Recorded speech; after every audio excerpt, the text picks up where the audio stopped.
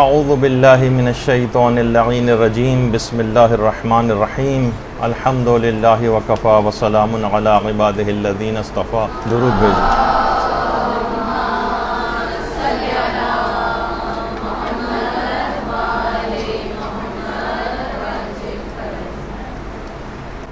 آج کا دن گزرے گا اور جو شب شروع ہوگی وہ شب قدر ہوگی. ان احتمالی تاریخوں میں سے ایک کہ جس میں شب قدر کو واقع ہونا ہے. دیکھیے، دنیا اور آخرت کے جتنے بھی تمام کام ہیں، یہ علماء فرماتے ہیں کہ یہ بھی کچھ لو اور کچھ دو کی پالیسی پر یا اصول پر چلتے ہیں. ہم اللہ سے بہت کچھ چاہتے ہیں. اس رات آپ کتنی دعائیں کریں گی، کتنی حاجات طلب کریں گی، آپ اللہ سے بہت کچھ چاہتی ہیں، لیکن اس کے مقابلے میں اللہ کا بھی آپ سے کچھ تقاضا ہوتا ہے.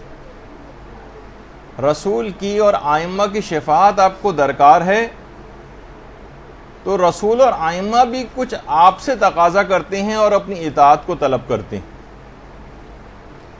بالکل اسی طرح سے یہ جو رات شب قدر ہے، اس رات میں آپ کو بہت کچھ اس شب قدر سے چاہیے، بہت کچھ چاہیے.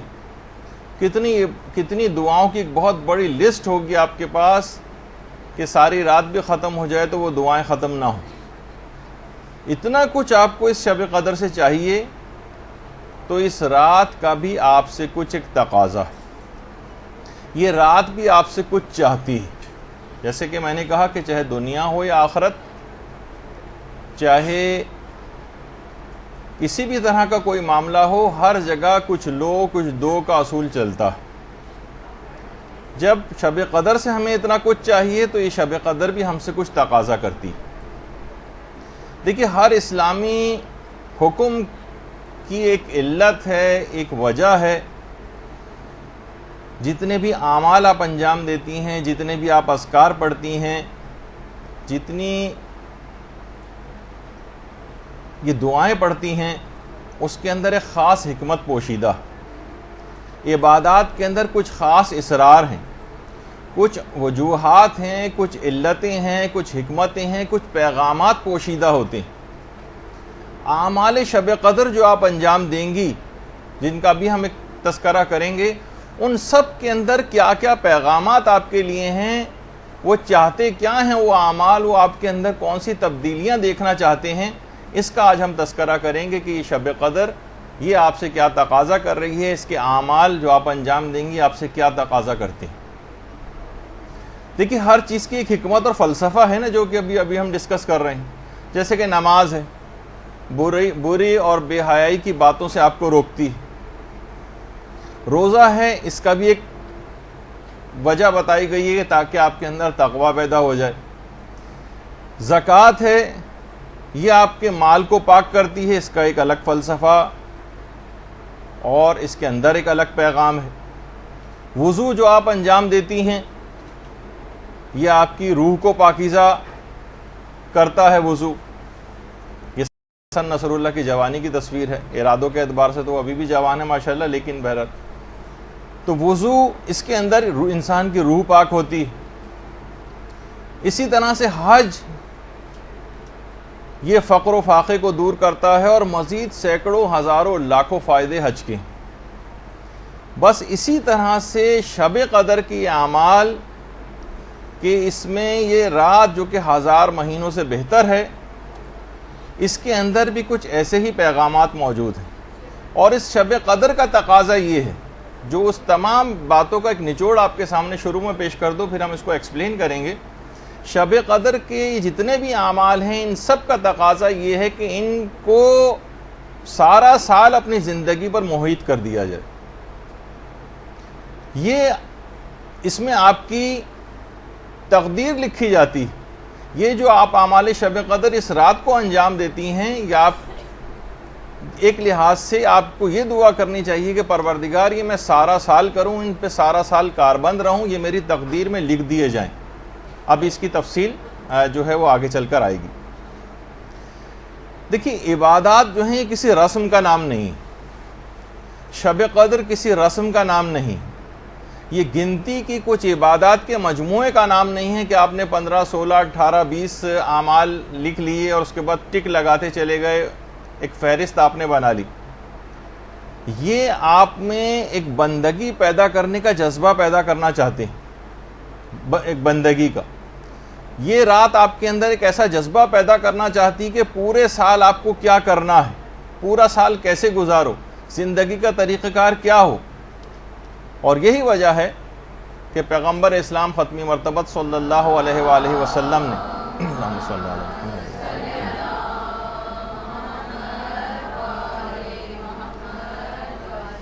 نے اس رات کو عبادت کے ساتھ 2 شرطیں لگائی ہیں کہ اس شخص کے گناہ بخشے جائیں گے۔ ابھی میں تفصیل میں آگے چل کر اس روایت کی بیان کروں گا، ابھی تو صرف سرسری سے گزر رہا ہوں کہ اس رات عبادت کے ساتھ جو 2 شرطیں لگائی ہیں وہ یہ ہے کہ اس رات کو عبادت کرو لیکن ایمان اور احتساب کے جذبے کے ساتھ۔ ایمان اور احتساب کا جذبہ، انہیں فقط عبادت نہیں کرنی، احتساب بھی کرنا۔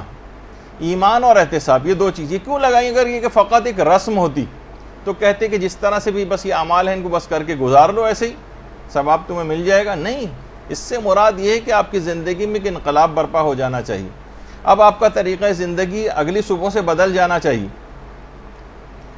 اور اگر طریقہ کار آپ کا بدلا تو آپ سمجھ لیجئے کہ شب قدر سے آپ نے فائدہ اٹھایا ہے، ورنہ یہ ان 10 20 30 اور 40 50 سال جو شب قدر ہم پہلے گزار چکے ہیں، اور ہم نے دیکھا ہے کہ اس نے ہماری روحانیت پر کوئی اثر مرتب نہیں کیا، کیونکہ ہم فقط ایک رسم کے طور پر انہیں گزارتے تھے، عبادت اور بندگی کا جذبہ پیدا نہیں کر سکے۔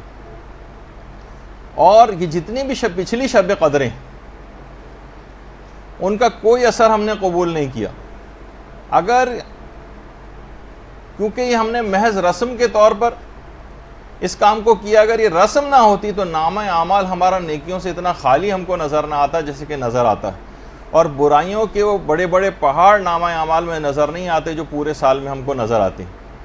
معلوم یہ چلا کہ پچھلی شب قدریں جو ہم نے گزاری یہ ایک ایسا فیسٹیول کے طور پر تھیں، ایک ایسی رسم کے طور پر تھیں جیسے ہم 14 اگست گزارتے ہیں، جیسے ہم 23 مارچ کا دن منا لیتے ہیں، اور اسی طریقے سے بس ہم نے گزار دیا کہ وہ آیا اور وہ آ کر دن گزر گیا، وہ رات آئی اور آ کر گزر گئی۔ جبکہ اللہ کا جو رسول ہے وہ اور اہل بیت کا جو گھرانہ ہے اور معصومین اور ان کی اولادیں ہیں، اس رات کو اتنی زحمتیں اٹھا کر اس رات کو منایا کرتے تھے، اتنی زحمتیں اور مشقتیں اٹھا کر اس رات کو گزارتے تھے۔ تو خود سوچیے کہ جب ان ذوات اقدس جو ہیں ان کے ساتھ یہ معاملہ ہے تو ہم جیسے گناہگاروں کو پھر یہ رات کتنی شد و مت کے ساتھ گزارنے کا تقاضا اسلام کرے گا۔ دیکھیے اس رات کی جو ابتدا ہے وہ ایک عمل سے ہوگی جسے کہا جاتا ہے کہ یہ رات کی جو ابتدا ہے یہ جاگنے کے عمل، ساری رات آپ کو جاگنا۔ اس کی حکمت کیا ہے؟ کیوں جاگیں؟ اتنا ثواب کیوں آپ کو دیا جا رہا ہے اس رات کو کہ اگر اس رات تمام آپ آج کی رات مکمل آپ جاگتی رہیں، ذرا سا بھی نہ سوئیں، ذرا سا بھی نہ سوئیں، اگر ساری رات جاگتی رہیں تو جیسے کہ آپ مفاتی میں بھی پڑھتی ہیں کہ اس کے تمام گناہ معاف ہو جائیں گے، خواہ آسمان کے ستاروں کے برابر ہوں، خواہ پہاڑوں کی جسامت کے برابر ہوں، اور خواہ دریاؤں کے پانی جتنے برابر ہوں۔ آج کی رات فقط جاگنے سے معاف ہو جاتی ہیں۔ ذرا زیادہ ثواب محسوس نہیں ہو رہا؟ ہم جیسے جن کا ظرفیت بہت کم ہے انہیں واقعی ثواب بہت زیادہ لگتا، لیکن وہاں وہ خالق کون و مکان کہ جس کے ظرف کی کوئی حد اور انتہا نہیں، وہ دینے کو تیار بیٹھا ہوا ہے، اور ہم ایک بہت سرسری انداز سے بس ایک رسم کے طور پر شب قدر آئی اور کس طریقے سے رات گزر جائے، بس یہ جلدی جلدی ٹک لگا کے ہم اس اعمال کو انجام دے دیں، اور بس اپنے ایک لحاظ سے جان چھڑانے والا جو ہے وہ عمل اس کو سمجھیں، یہ انتہائی بدنصیبی والی بات ہے۔ اچھا، جاگنا کس انداز سے اسلام تقاضا کرتا ہے راتوں میں جاگنے کو؟ دیکھیے، یا تو علم کے لیے اور عبادت کے لیے راتوں کو جاگیے، علم اور عبادت کے لیے۔ سونا جو ہے وہ دیکھیے قبر کے لیے اٹھا رکھی، نیند کو اپنی تھوڑی سی ضرور کم کرنا چاہیے۔ یہ بھی شب قدر کا ایک پیغام ہے۔ ایک پیغام اس سے سیکھنا ہے کہ سال کی کچھ راتوں کو آپ کو مخصوص کرنا چاہیے، یا رات کے ایک پورشن کو روزانہ مخصوص کرنا چاہیے۔ رات کا ایک پورشن کتنا بڑا، یعنی مغرب سے لے کر اور رات کے 2-2 3-3 بجے تک جو لوگ سوتے ہیں اور لغویات کے اندر اس کو بسر کرتے ہیں، مخصوص تو کر رکھا ہے لغویات کے لیے، ڈراموں کے لیے، فلموں کے لیے، آؤٹنگز کے لیے، لہو و لعب کے لیے، مختلف چیزوں کے لیے۔ اسلام اور شب قدر یہ آپ سے تقاضا کرتی ہے، رات کا کوئی ایک پورشن، چاہے وہ 15 منٹ کا ہو، 20 منٹ کا ہو، آدھے گھنٹے کا ہو، 1 گھنٹے کا ہو، یا کچھ اور زیادہ ہو، اس کو یا تو عبادت میں صرف کرنے کے لیے مقرر کیجئے، یا پھر علم حاصل کرنے کے لیے۔ سونا جو ہے وہاں پہ بہت سونا ہے، اور اس کی الگ ایک تفصیل ہے، اس کو وہاں کے لیے اٹھا رکھیے۔ یا تو یہ کہ ہمیں پتہ ہے کہ ہمارے نامہ اعمال ایسے ہیں کہ وہ فرشتہ عذاب ہمیں سونے ہی نہیں دیں گے، وہاں پہ سوچے جتنا سونا ہے یہیں پہ پورا کر لیا جائے۔ تو بہرحال کبھی تو ان راتوں کے اندر جاگنا سیکھیے۔ یاد رکھ لیجئے کہ آپ کا اس انداز سے علم اور عبادت کے لیے راتوں کو جاگنا جو شب قدر کا ایک پیغام ہے، جاگنے کے ذریعے، ورنہ یہ بھی کہا جاتا ہے کہ سو لو 2-3 گھنٹے کے اندر اعمال کر لینا۔ کیوں تقاضا ہے کہ ساری رات جاگو، اور اتنا زیادہ ثواب آپ کو دیا گیا ہے تاکہ اس کو سال کے دیگر مہینے کی جو راتیں ہیں ان کے اندر بھی آپ اس کو رائج کریں، کہ آپ کا اس عبادت کے لیے رات کے اندھیرے میں یہ آپ کی قبروں میں اجالا بکھیر دے گا۔ راتوں کی قدر پہچانیے، راتیں بہت قیمتی ہیں۔ بہت سے علماء یہ بات بھی بیان فرماتے ہیں کہ راتیں دنوں سے افضل ہوتی ہیں۔ قرآن کا لوح محفوظ سے زمین پر نازل ہونا یہ رات کے وقت ہوا، انا انزلناہ فی لیلۃ القدر، یہ شب میں ہوا ہے، دن میں نہیں ہوا۔ اور علماء یہ بھی فرماتے ہیں کہ راتوں میں سے جو ایک رات ہے، اس کے متعلق یہ بات کہی گئی ہے کہ یہ 1000 مہینوں سے افضل ہے۔ کسی دن کے متعلق یہ بات نہیں کہی گئی کہ فلاں دن جو ہے 1000 مہینوں سے افضل۔ شب جمعہ یہ بھی رات ہے، شب قدر یہ بھی راتیں ہیں، شب نیمہ شعبان اس کی کتنی فضیلت ہے، اور شب معراج اور شب برات وغیرہ، اسی طریقے سے شب عاشور، یہ ساری راتیں انتہا سے زیادہ عظیم راتیں۔ اور یہ بات بھی یاد رکھ لیجئے کہ تقدیریں جو آپ کی لکھی جاتی ہیں شب میں لکھی جاتی ہیں، دن میں نہیں لکھی جاتی۔ شب قدر میں آپ کی تقدیر لکھی جاتی ہے۔ رات کو بہرحال یہ کہ سکون اور اطمینان ہوتا ہے، دن پروردگار نے مشقت کے لیے بنایا۔ اور یہ جو راتیں ہیں اس کا جو 1/3 حصہ ہے وہ اس میں اللہ اپنے بندوں سے بہت قریب ہو جاتا ہے، بہت قریب۔ اور جو بندہ بھی بستر کو چھوڑ کر عبادت کے لیے جاتا ہے، اپنے پہلوؤں کو بستر سے الگ کرتا ہے، روایات میں ہے کہ اللہ اسے بغیر کسی حساب کے جنت میں داخل کرے گا، بغیر حساب کے۔ اللہم صلی علی محمد وعلی۔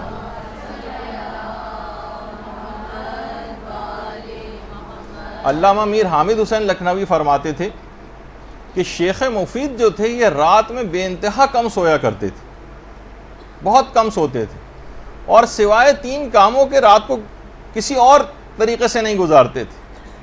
3 کام، یا تو نماز میں مصروف رہتے تھے، یا مطالعے میں مصروف رہتے تھے، یا پھر تلاوت قرآن۔ یعنی پوری رات کو فقط ان 3 بہت کم سوتے تھے۔ ایسا نہیں کہ سونا بالکل ترک کرنا ہے، لیکن سونے کو کم کرنا ہے، اور سونے کو کم کر کے کرنا کیا ہے؟ فلمیں ڈرامے دیکھنے یا لغویات میں نہیں، بلکہ اس کے اندر آپ کو زندگی کو لگانا ہے۔ یہ وقت نکلا چلا جا رہا ہے، نکلا چلا جا رہا ہے، فرشتہ اجل جو ہے اس کی آواز پہ لبیک کہنا ہے، وہ وقت کم سے کم تر ہوتا چلا جا رہا ہے، اور ہم خواب خرگوش کے مزے لیتے رہیں۔ تو شیخ مفید کا طریقہ کار یہ تھا۔ شب قدر کا دیکھیے پیغام رات کو جاگنے کا۔ اور اسی طریقے سے علامہ محمد حسین طباطبائی کے متعلق بھی ملتا ہے کہ رمضان کی تو تمام شبوں کو،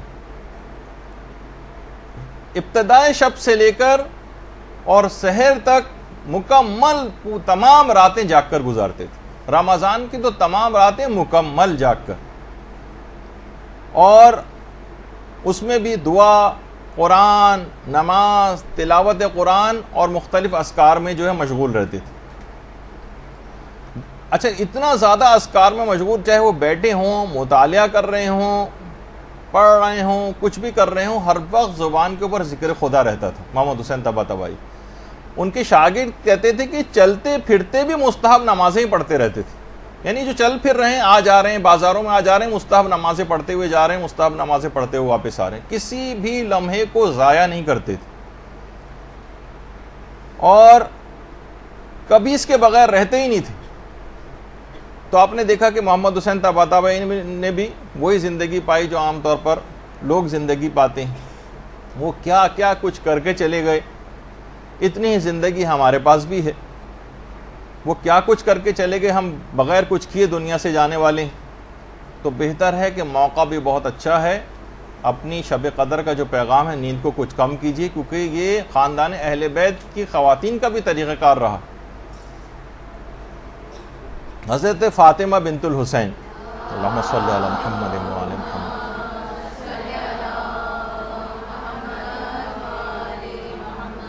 جو امام حسن کی بہو تھی, حسن مثنیٰ سے جن کی شادی ہوئی تھی, پوری رات عبادت میں قیام میں بسر کرتی تھیں اور پورے دن روزہ رکھتی تھیں, کیونکہ وہ سورج اتنے بڑے بڑے ائمہ کی صورت میں موجود ہیں کہ بہت سے جو ان سے غیر معصوم خاندان اہل بیت کے, کہ ان کی شخصیت ذرا ان کا اتنا تذکرہ نہیں ہو پاتا. اور تو یہ بہت, کیونکہ وہ راتوں کی اہمیت سے واقف تھے, اور یہی وجہ ہے کہ بحر الانوار کی جو 87 جلد ہے, اس میں کسی نے ہمارے چھٹے امام امام جعفر صادق علیہ السلام سے پوچھا,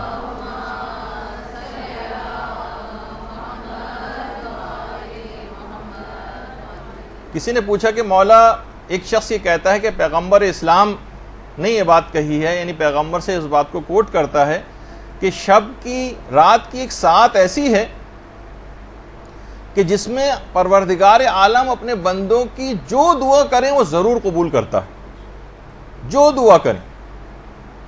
کیا یہ بات صحیح ہے؟ پیغمبر نے ایسا کہا ہے, رات کی کوئی ساعت ایسی ہے؟ امام نے فرمایا کہ ہاں ایسا ہی.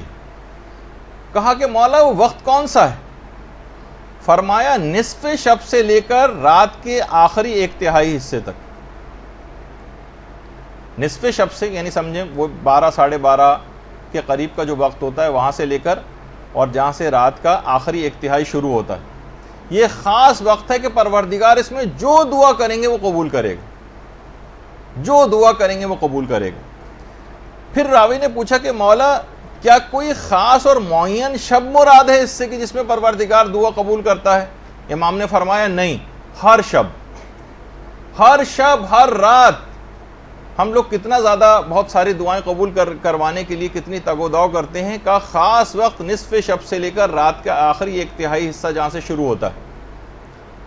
سمجھیں جیسے 12 بجے سے لے کر اور 3 بجے تک کے درمیان کا وقت, یہ خاص طور پر عبادت کا ہے. اس میں کچھ نہ کچھ نماز شب وغیرہ کے لحاظ سے اپنے آپ کو عادی بنانا ہے, جس کا بھی آگے چل کر تذکرہ آئے گا. اور اسی میں اپنی دعاؤں کے لیے بھی مخصوص کیجئے کہ ہر دعا لازماً پروردگار نے, اور ہر شب کے لیے حکم ہے, کوئی مخصوص شب بھی مراد نہیں. اور پیغمبر اسلام کا ایک عجیب طریقہ کار تھا. پیغمبر اسلام اس طرح سے راتوں کو جاگتے تھے کہ کئی دفعہ اٹھتے تھے اور سوتے تھے, کھڑے کھڑے تھک جاتے تھے تو بیٹھ کر عبادات انجام دے لیتے تھے. اور یہ بات بھی یاد رکھ لیجئے کہ ضروری نہیں ہے کہ آپ کہ بیٹھ کر جو پڑھی جاتی ہیں نمازیں اس میں آپ 2 رکعت, 1 رکعت کے بجائے 2 رکعت ہی پڑھنا ضروری نہیں, ایسا نہیں. تو بہرحال البتہ لیٹے لیٹے پڑھنے کی اجازت نہیں, تھک جائیں تو بیٹھ کر پڑھنے کی اجازت ہے. اور اس شب میں بھی تمام رات جاگ کر آپ کو عبادت کرنی. یہ جو آج سے شروع ہو جائیں گی آپ لوگوں کے لیے, بہت سے لوگوں کی تو کل ہو چکی ہے شب قدر کی ابتدا.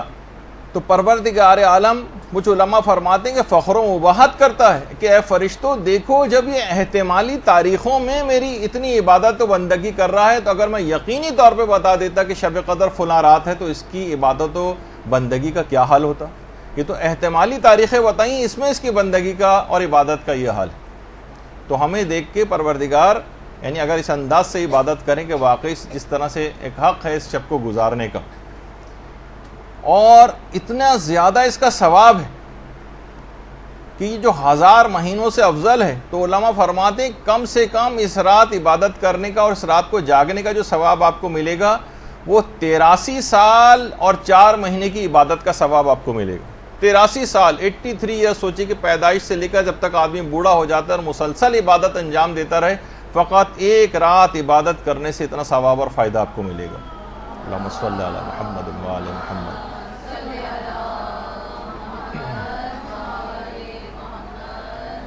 اب یہ جو اس شب داری کا جو ابتدا ہوئی ہے، یعنی رات میں کسی حد تک جاگنا، یہ آپ کو شب قدر کے اس سے پیغام لینا ہے کہ اب سال کی دیگر راتوں میں اپنی راتوں میں کوئی ایک وقت عبادت خدا کے لیے، چاہے وہ ویکینڈ ہو، چاہے وہ عام راتیں ہوں، علم حاصل کرنے کے حوالے سے، تلاوت قرآن کرنے کے حوالے سے، نمازیں اپنی قضا واجبات ادا کرنے کے حوالے سے کوئی ایک وقت ضرور مقرر کر لیں، ورنہ یہ وقت گزر جائے گا اور یہاں تک کہ ہمیں لوگوں کے کندھوں پر سوار ہو کے اپنی فائنل ڈیسٹینیشن تک پہنچ جانا ہو۔ اس سے پہلے کا وقت ہے، اس پہ آپ اپنی زندگیوں کو بدلنے کی کوشش کر لیں، اور شب قدر سے بہترین اس ابتدا کی کوئی رات ہو نہیں سکتی۔ تو ایک تو پیغام یہ ہو گیا کہ جو جاگنے کا جو حکم ہے یہ اس وجہ سے ہے تاکہ اس سے کچھ سبق آپ حاصل کریں، اور اپنی عام سال کی راتوں میں بھی اسی انداز سے ایک پورشن ضرور، کم سے کم اگر پوری رات نہ جاگ سکیں تو اتنا سبق ضرور حاصل کر لیں کہ ایک پورشن ضرور مخصوص کر لیں کہ اتنا مجھے ضرور عبادت کرنی ہے۔ دوسرا جو ہے وہ ہے عمل قرآن، جو آپ کرتی ہیں اس رات کو، قرآن کو سر پر رکھ کر، اور اس کے بعد پھر معصومین کے واسطے دیے جاتے ہیں اور اس کے حوالے سے پھر دعائیں ہوتی ہیں۔ اس کا بھی ایک پیغام ہے کہ پورے سال بھی آپ کو انہی ذوات مقدسہ کے وسیلے سے دعائیں کرنا، اور خاص طور پر یہ جو قرآن کو سر پہ رکھا ہے، اور یہ 3 سورے جو اس رات کو علل خصوص پڑھنے کی تاکید ہے، سورہ عنکبوت ہے، سورہ روم ہے اور حامیم دخان ہے، اور یہ مطلق تلاوت بھی ہے عام طور پر جو تلاوت کی جاتی ہے، اور قرآن کو سر پہ رکھ کر۔ تو یہ بات یاد رکھ لیجئے کہ ویسے تو میں نے پچھلے سال بھی بتایا تھا کہ جو قرآن سر پہ رکھے جاتے ہیں تو علماء اس متعلق کیا بات بیان فرماتے ہیں کہ اس میں کون سی 4 نیتیں ہونی چاہیے، وہ پچھلے سال والا درس آپ سن لیجئے گا کہ قرآن کو سر پہ رکھتے وقت 4 نیتیں کرنا، جس کا بھی وقت نہیں ہے وہ تو پچھلے سال ہم نے بیان کر دیا، اور ہمارے ویمیو چینل کے اوپر بھی وہ اپلوڈڈ ہے۔ تو عمل قرآن جو کرنا ہے تو اس کا بھی دیکھیے، قرآن کو سر پر رکھ کر ایک گویا ایک عہد والی کیفیت جو ہے وہ انسان کو پیدا کرنی۔ علماء بیان فرماتے ہیں قرآن کے 4 حقوق ہیں آپ پر۔ پہلا حق یہ ہے کہ تلاوت کی جائے، دوسرا حق یہ ہے کہ اس کی تفہیم ہو، اس کو سمجھا بھی جائے، تیسرا حق یہ ہے کہ اس پر عمل کیا جائے، اور چوتھا حق یہ ہے کہ قرآنی پیغامات کی تبلیغ کی جائے۔ یہ 4 حق کم سے کم قرآن کے ہر شخص کے اوپر ہیں۔ اچھا، یہ سارے حقوق جو ہیں یہ ایک دوسرے سے مربوط ہیں، جدا نہیں۔ قرآن سے آشنائی کے لیے قرآن کی تلاوت بہت ضروری، تلاوت کیے بغیر اس کی تفہیم ممکن نہیں۔ جب تک تلاوت نہیں کریں گے سمجھیں گے کیسے کہ اس کے اندر کیا ہے، اور قرآن پر عمل اس کی تفہیم کے بغیر ممکن نہیں۔ جب تک اچھی طرح سے سمجھ نہیں لیں گے عمل کیسے کریں گے، اور تبلیغ بھی اس کو صحیح طور پر سمجھے بغیر ممکن نہیں۔ تبلیغ بھی اسی وقت کریں گے جب تفہیم کے مرحلے سے گزر جائیں گے، عمل بھی اس وقت کریں گے جب اس کو سمجھ لیں گے اور تلاوت کریں گے۔ تو یہ چاروں ایک دوسرے سے جڑے ہوئے ہیں اور مربوط ہیں، ایک ہی چین میں ہیں، ان کو الگ نہیں کیا جا سکتا۔ کوئی تلاوت کیے بغیر، تفہیم کیے بغیر اور عمل کیے بغیر اس کی تبلیغ کیسے کر سکتا ہے قرآن کی؟ تو یہ سب چیزیں، یہ بات یاد رکھ، لیکن ہم دیکھتے ہیں کہ افسوس ہے کہ ان چاروں میں سے قرآن کے حقوق ادا نہیں کیے جا رہے ہیں۔ کوئی بھی کبھی کسی مقام عمل پر کسی کو کوئی قرآنی آیت یاد نہیں آتی۔ پہلے زمانے میں ہوا کرتا تھا کہ لڑکیاں اپنی ڈائریاں بنایا کرتی تھیں، اس میں اشعار لکھا کرتی تھیں اور اقوال زریں وغیرہ لکھے جاتے تھے، اس طرح کی چیزیں. اب تو خیر وہ بھی شاید ختم ہو گیا ہے بالکل، اب وہ بھی باقی نہیں رہا. تو قرآنی آیتیں تو بہرحال کیا یاد ہوں گی. اسی طریقے سے کوئی آپس میں قرآن کے متعلق، اس کے معنوں کے متعلق، اس کے مفاہیم کے متعلق، اس کے پیغامات کے متعلق، اس کے اسرار پر گفتگو کرتا نظر نہیں آتا. ہماری جو نجی گفتگو ہوتی ہیں، بیٹھکیں ہوتی ہیں، مردوں کی ہوتی ہیں، عورتوں کی ہوتی ہیں، اس میں قرآن تو جیسے سرے سے موجود ہی نہ ہو، ایگزسٹ ہی نہیں کرتا ہے. ایک جملہ بھی قرآن کے متعلق ہمیں کبھی گفتگو میں نظر نہیں آتا. یہ کون سا حق ادا کیا جا رہا ہے قرآن کا؟ اور قرآن کو کہا جاتا ہے قرآن بالکل تنہا ہے، تنہا. یہ اپنی تنہائی کی شکایت قیامت کے روز کرے گا. افسوس کہ لوگوں کو شاعروں کے اشعار یاد ہوں، گانے یاد ہوں، کلام شیطانی سب کچھ یاد ہو، مکروہ شاعری جو ہے وہ یاد ہو، لیکن کلام الہی کسی کو یاد نہ ہو. مقام عمل پر کسی کو کوئی قرآنی آیت یاد نہ آئے کبھی بھی. کتنے افراد آپ میں سے یہاں پہ بیٹھے ہوئے اپنے آپ سے سوال کریں کہ جنہوں نے کسی بھی تفسیر قرآن کو شروع سے آخر تک پورے قرآن کی پڑھی، اچٹتی پچٹتی باتوں کے حوالے سے نہیں کہہ رہا، تو کم سے کم اتنا تو قرآن کے زندگی میں ایک دفعہ تفسیر نمونہ اٹھاتے، آہستہ آہستہ کر کے 1 سے لے کر 27 جلدوں تک ختم کر دیتے چند سال میں. کچھ تو معاملہ آگے بڑھتا. اب نہیں، ابھی تک نہیں بڑھا ہے تو اب سے ہی شروع کر دیجئے. کچھ تو سمجھ آئے گا، کچھ تو مفاہیم کے اوپر طبیعت جائے گی، کچھ تو قرآن سے ارتباط پیدا ہوگا. تو بہت اگر کچھ ہوا بھی، لوگوں نے تیر اگر اس سلسلے میں مارا بھی ہے، تو ذرا ناظرہ پڑھنے کے حوالے سے، جس کی اپنی ایک اہمیت ہے، اور تلاوت قرآن کا بے شمار فائدے ہیں، وہ اپنی جگہ پر ہیں، لیکن معاملہ تھوڑا سا اور آگے بھی بڑھنا چاہیے. ہم نے کیا کیا کہ قرآن کو زیادہ تر اب ہم دیکھتے ہیں کہ نمائشوں کے اندر رکھا جانا شروع ہو گیا، جو ایک درجے میں مطلوب بھی. کوئی مسئلہ نہیں ہے، یعنی اس کی کوئی خدا نخواستہ مذمت بیان نہیں ہو رہی ہے، لیکن لوگ ہمیشہ بات کو ایک نیگیٹو طرف لے کر جاتے ہیں. نمائش ہو رہی، اور جناب اتنا چھوٹا قرآن اس کو نمائش کے لیے پیش کیا جا رہا ہے، اور جناب اتنا بڑا قرآن سب لوگ اس کو دیکھنے کے لیے جا رہے ہیں، اور اتنا بڑا قرآن اور اس سے بھی بڑا قرآن. تو اب یہ سب کیا چیزیں ہیں؟ یا مثلا قرآن کو انڈے پہ لکھا جا رہا ہے، اس کو سب لوگ دیکھنے کے لیے جا رہے ہیں. قرآن پر عمل مطلوب ہے. قرآن ان سب چیزوں کے لیے نازل نہیں ہوا ہے کہ اس کو انڈے پہ لکھا جائے، اس کو جو ہے اتنا بڑے صفحات کے اوپر لکھا جائے کہ وہ اتنے بڑے صفحات جو ہیں جس کے اوپر لکھا گیا اسے پڑھ کون سکتا ہے؟ وہ تو صرف رکھا رہے گا خالی، اور ایک ڈسپلے کے لیے آپ نے کیا قرآن کو ایک ڈسپلے کے لیے اس طرح ہم نے ریک کے اوپر ایک رکھا ہوتا ہے جس پہ CD لگا کے اس کو اکثر اتارنے کی ضرورت پیش آتی ہے، پھر گرد ورد جھاڑی جاتی ہے معاذ اللہ اس پہ سے. قرآن اس کام کے لیے نہیں تھا. قرآن مردوں کے لیے تو فائدہ مند ہے ہی. وہ تو وہابیوں اور ایسے افراد کا نظریہ ہے کہ جو کہتے ہیں کہ نہیں اس کا کوئی اور فائدہ نہیں ہے، لیکن یہ زندوں کے قلوب کے لیے بھی شفا کا باعث. یہ مردہ دلوں کو زندہ کرنے والا ہے. یہ فقط مردوں کو پڑھنے کے لیے نہیں ہے کہ کوئی مرحوم ہو جائے تو ہم جو ہے صرف اس پہ قرآن پڑھنا شروع کر دیں. بلکہ جب علامہ طالب جوہری صاحب قبلہ یہاں پر تشریف لائے تھے مدرسے، غالباً شاید پچھلے ہی سال تھا یا اس سے اور پہلا، تو انہوں نے نیچے بیٹھے ہوئے ایک گفتگو ہم لوگوں سے کر رہے تھے، تو اس میں ایک بات انہوں نے بہت اچھی کہی تھی کہ قرآن کو اتنا پڑھنا چاہیے، اتنا پڑھنا چاہیے، اتنا پڑھنا چاہیے کہ یہ گھس جائے، اس کے صفحات ڈھیلے پڑ جائیں، یہ بوسیدہ ہو جائے. تو کیا ہوا؟ آپ نیا خرید کر لے آئیں. جس طرح قرآن بوسیدہ ہو جاتا ہے، پرانے بزرگوں کا ہو جاتا ہے، اس کو آپ ٹھنڈا کرتے ہیں، اس کو بھی آپ ٹھنڈا کرتے ہیں. اور نیا قرآن، تو قرآن پر اتنا پڑھنا ہے، اتنا پڑھنا ہے، اتنا پڑھنا ہے کہ قرآن کو پڑھ پڑھ کے آپ خستگی اس کے اندر آ جائے. اب بالکل ایسا قرآن کہ جناب نسلیں گزرتی چلی جا رہی ہیں اور ذرا سا نشان کہیں نظر نہیں آتا کہ اس نے آج تک کبھی کسی نے اس کو اٹھا کے پڑھا. تو دیکھیے قرآن اسی شب قدر میں نازل ہوا. شب قدر کا تقاضا یہ ہے، یہ آپ سے تقاضا کر رہی ہے کہ تعلیمات اور پیغامات قرآن کو آپ دوسروں تک بھی پہنچائیں. جو خود درس اخلاق اس قرآن سے دے سکتی ہوں، اتنی حاصل کر لیں صلاحیت کو، وہ خود اس کام کو کریں. بچوں کو پڑھا سکتی ہیں، 3-4 بچوں کو جمع کر لیں، محلے کے بچوں کو جمع کر لیں، اپنے رشتہ دار بچوں کو جمع کر لیں، قرآن کا کوئی حق تو ادا کریں.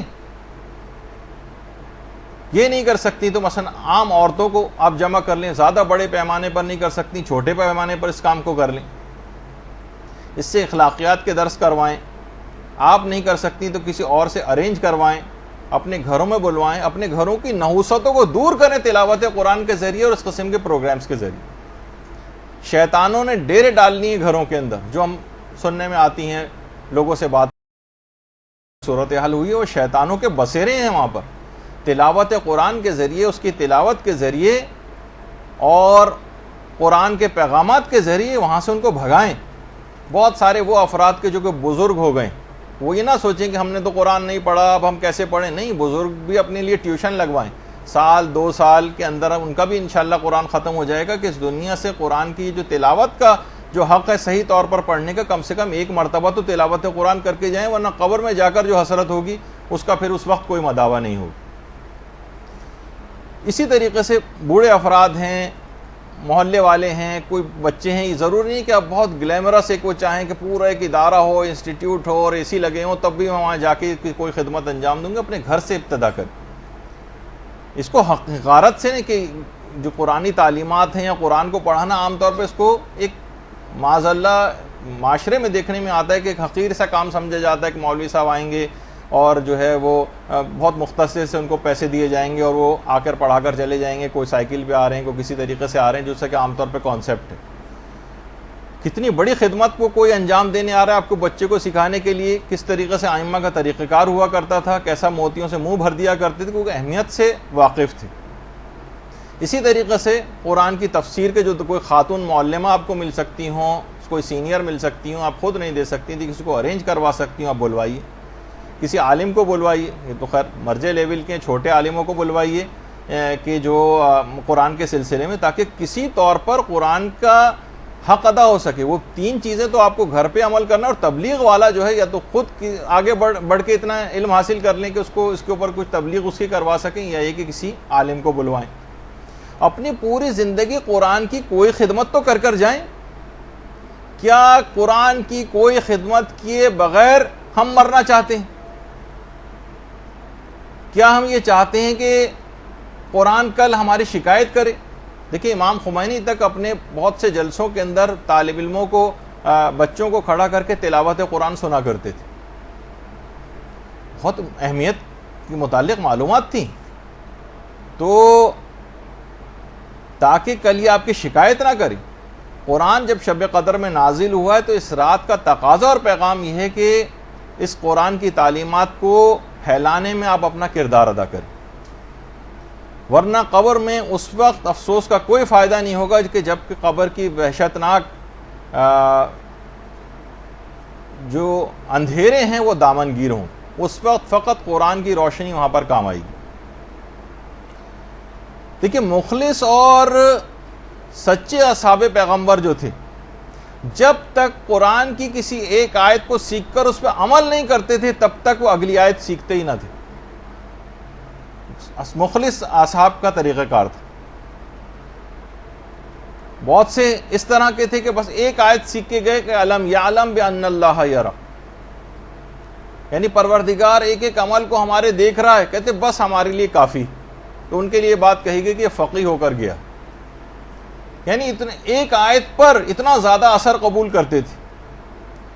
اور ہم پوری زندگی ہو گئی، ہر دفعہ اتنے سننے میں آتا ہے کہ فلاں صاحب نے اتنے قرآن ختم کر دیے اور اتنے قرآن ختم کر دیے، اور ہم نے 2 ہو گئے اور 3 ہو گئے اور 4 ہو گئے اور 5 ہو گئے، لیکن کوئی اثر مرتب روح کے اوپر ہوتا نظر نہیں آتا اس تلاوت قرآن کا، کیونکہ ہماری نیت عمل کرنے کی ہوتی نہیں۔ پیغمبر اسلام خود اتنا زیادہ آیات قرآنی کا اثر قبول کرتے تھے، اتنا متاثر ہوتے تھے کہ بعض اوقات نماز شب میں ایک ہی آیت کو بار بار دہراتے تھے، ان تعذبہم فإنہم عبادک وإن تغفر لہم فإنک انت العزیز الحکیم۔ بار بار اس طرح کی آیات کو پیغمبر اسلام دہرایا کرتے تھے، اور اتنا اثر قبول کرتے تھے پیغمبر کہ کہتے تھے کہ مجھے سورہ ہود اور اس جیسی جو اور صورتیں انہوں نے مجھے وقت سے پہلے بوڑھا کر دیا، یعنی بڑھاپا طاری ہو جاتا تھا، آیات قرآنی اتنا اثر قبول کرتے تھے۔ اور یہ خود ہے بھی اتنا پر اثر قرآن کہ خود پروردگار نے قرآن کے متعلق یہ کہہ دیا کہ اگر ہم اسے پہاڑوں پر نازل کرتے تو خشیت الہی سے پہاڑ پھٹ جاتے. اور اتنا قرآن پہ پیغمبر نے عمل کر کے دکھایا کہ خود پیغمبر اسلام کی ایک زوجہ یہ فرماتی ہیں کہ آپ کا جو اخلاق ہے وہ قرآن ہی تو ہے.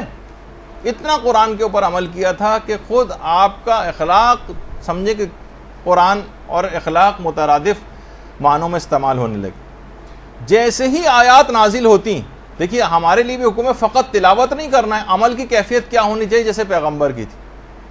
جیسے جیسے آیات قرآنی نازل ہوتی گئیں، پیغمبر کا عمل شدت کے ساتھ ان آیات قرآنی پہ بڑھتا چلا گیا. جو حکم آتا فوراً اس کے اوپر عمل کرتے. دیکھیے اعلان رسالت سے پہلے زیادہ تر پیغمبر اسلام اپنا وقت جو ہے عبادت کے لیے غار حرا میں تنہائی میں گزارتے تھے. جو حکم آتا فوراً عمل کرتے. تو عبادت کے لیے غار حرا جاتے تھے اس سے پہلے. لیکن جب وہ آیت نازل ہوئی وانذر عشیرتک الاقربین،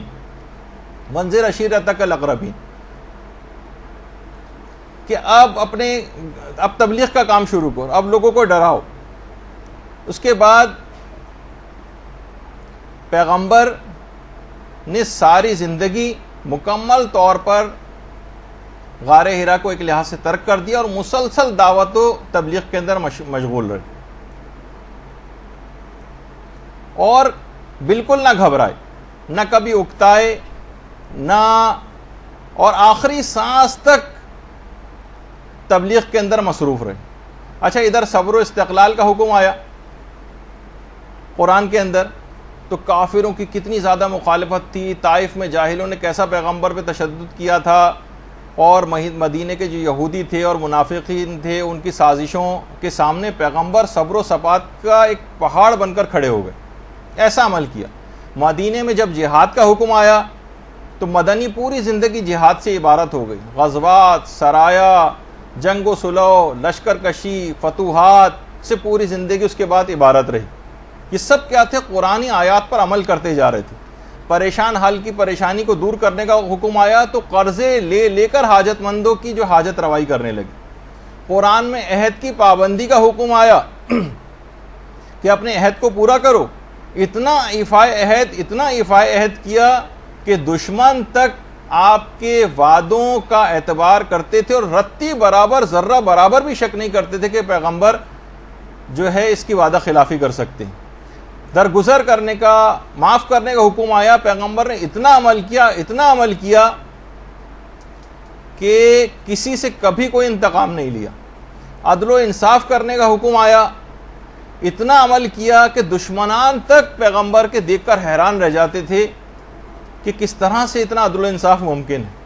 حکم شکر آیا قرآن کے اندر، تو پیغمبر اتنا شکر گزار بندے بنے، اتنا شکر کہ اتنی عبادت کرتے کہ ساری رات گزار دیتے. سوتے وقت، سونے کے لیے جاتے تو شکر کرتے، جب بستر سے اٹھتے تو شکر کرتے، کوئی نعمت ملتی تو شکر کرتے، کھانا کھانے کے بعد شکر کرتے، لباس جب اس وقت تبدیل کرتے اس وقت شکر کرتے، آئینہ دیکھتے اس وقت شکر کرتے، چاند دیکھتے اس وقت شکر کرتے، وضو کرنے کے بعد شکر کرتے، بیمار پرسی کے لیے جاتے اس وقت شکر خدا انجام دیتے، خریداری کے لیے بازاروں میں جاتے تو شکر کرتے. کوئی زندگی کا لمحہ ایسا نہیں تھا کہ جب پیغمبر حمد و شکر نہ بجا لاتے ہوں قرآن پر عمل کرنے کی وجہ سے. اور جب قرآن کی وہ آیت نازل ہوئی کہ وَكُلُوا وَاشْرَبُوا وَلَا تُسْرِفُوا، کہ کھاؤ پیو اور اسراف نہ کرو، تو بھوک جب تک نہ لگتی نہ کھاتے پیغمبر. اور تھوڑی سی بھی اگر بھوک باقی رہ جاتی تھی تو اپنے ہاتھ کو کھینچ لیا کرتے تھے. پانی کے استعمال میں اتنا زیادہ محتاط ہو گئے کہ اس کے بعد کہا کہ اس پانی کے سلسلے میں بھی اسراف نہ کرو، اگرچہ تم بہتے ہوئے دریا کے قریبی کیوں نہ ہو. تو اتنی عبادت کرتے، اتنا شکر ادا کرتے کہ بالآخر پروردگار کو یہ کہنا پڑا کہ قوم اللیل الا قلیلا، کہ رسول ذرا کم عبادت کرو راتوں میں. کتنی مثالیں دی جائیں کہ پورا قرآن پیغمبر اسلام کی سیرت کا ترجمان بن گیا. یہ ہیں اللہم صلی علی محمد وعلی محمد.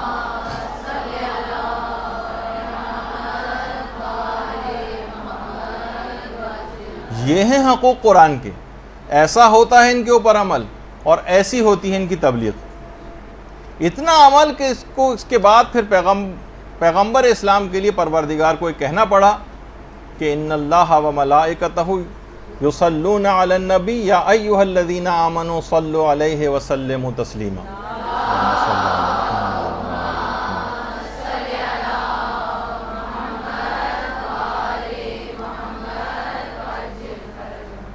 دیکھیں یہ ہے تقاضا شب قدر کا، جو آیت پڑھیں اس پر عمل کرنے کی کوشش کریں، جیسے کہ پیغمبر اسلام نے کیا۔ اچھا، اب ورنہ کیا ہوگا؟ ایک رسم کے طور پر گزارا جائے گا قرآن کو سر پر رکھ کر، کچھ سورہ رسمن پڑھ لیے جائیں گے، جلدی جلدی صفحات گنے جائیں گے کہ اب سورہ روم میں کتنے صفحے باقی رہ گئے، اب عنکبوت میں کتنے صفحے باقی رہ گئے۔ اس سے ثواب تو مل جائے گا وہاں پہ، کیونکہ ثواب میں کوئی بخل نہیں ہے پروردگار کے ہاں، لیکن جو اثرات آپ کی روح پر مرتب ہونے چاہیے تھے وہ اثرات مرتب نہیں ہوں گے اگر اس انداز سے رسمی طور پر ان راتوں کو گزارا گیا جیسے پچھلے سالوں میں گزارا جاتا رہا۔ اچھا، اس کے بعد 2 رکعت نماز شب قدر کے اندر پڑھی جاتی ہے، جس میں الحمد کے بعد ہر رکعت میں 7 مرتبہ سورہ قل ھو اللہ احد پڑھی جاتی۔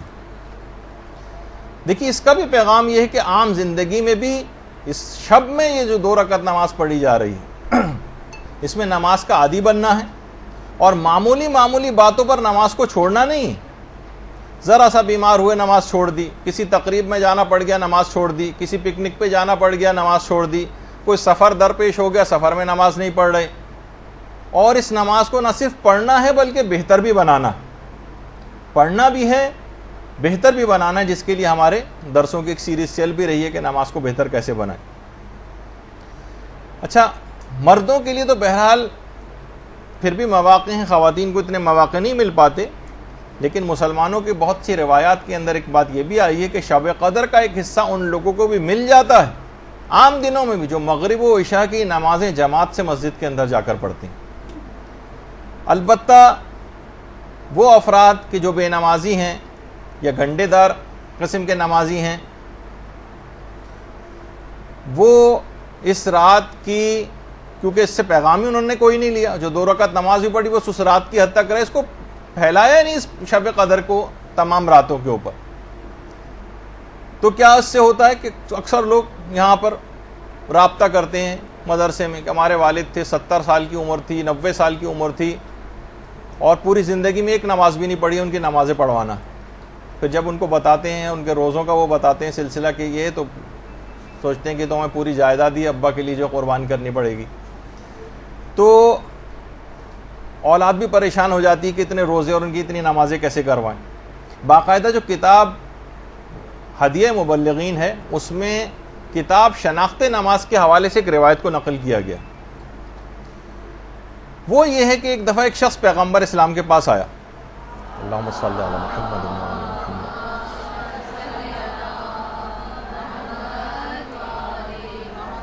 کہنے لگا یا رسول اللہ میں بہت مالدار شخص تھا، اب میں بالکل فقیر ہو گیا ہوں۔ پیغمبر نے کہا کیا تم نماز نہیں پڑھتے ہو؟ اس نے کہا پیغمبر اسلام میں تو 5 وقت کی نماز پڑھتا ہوں۔ پیغمبر نے کہا کیا تم روزے نہیں رکھتے؟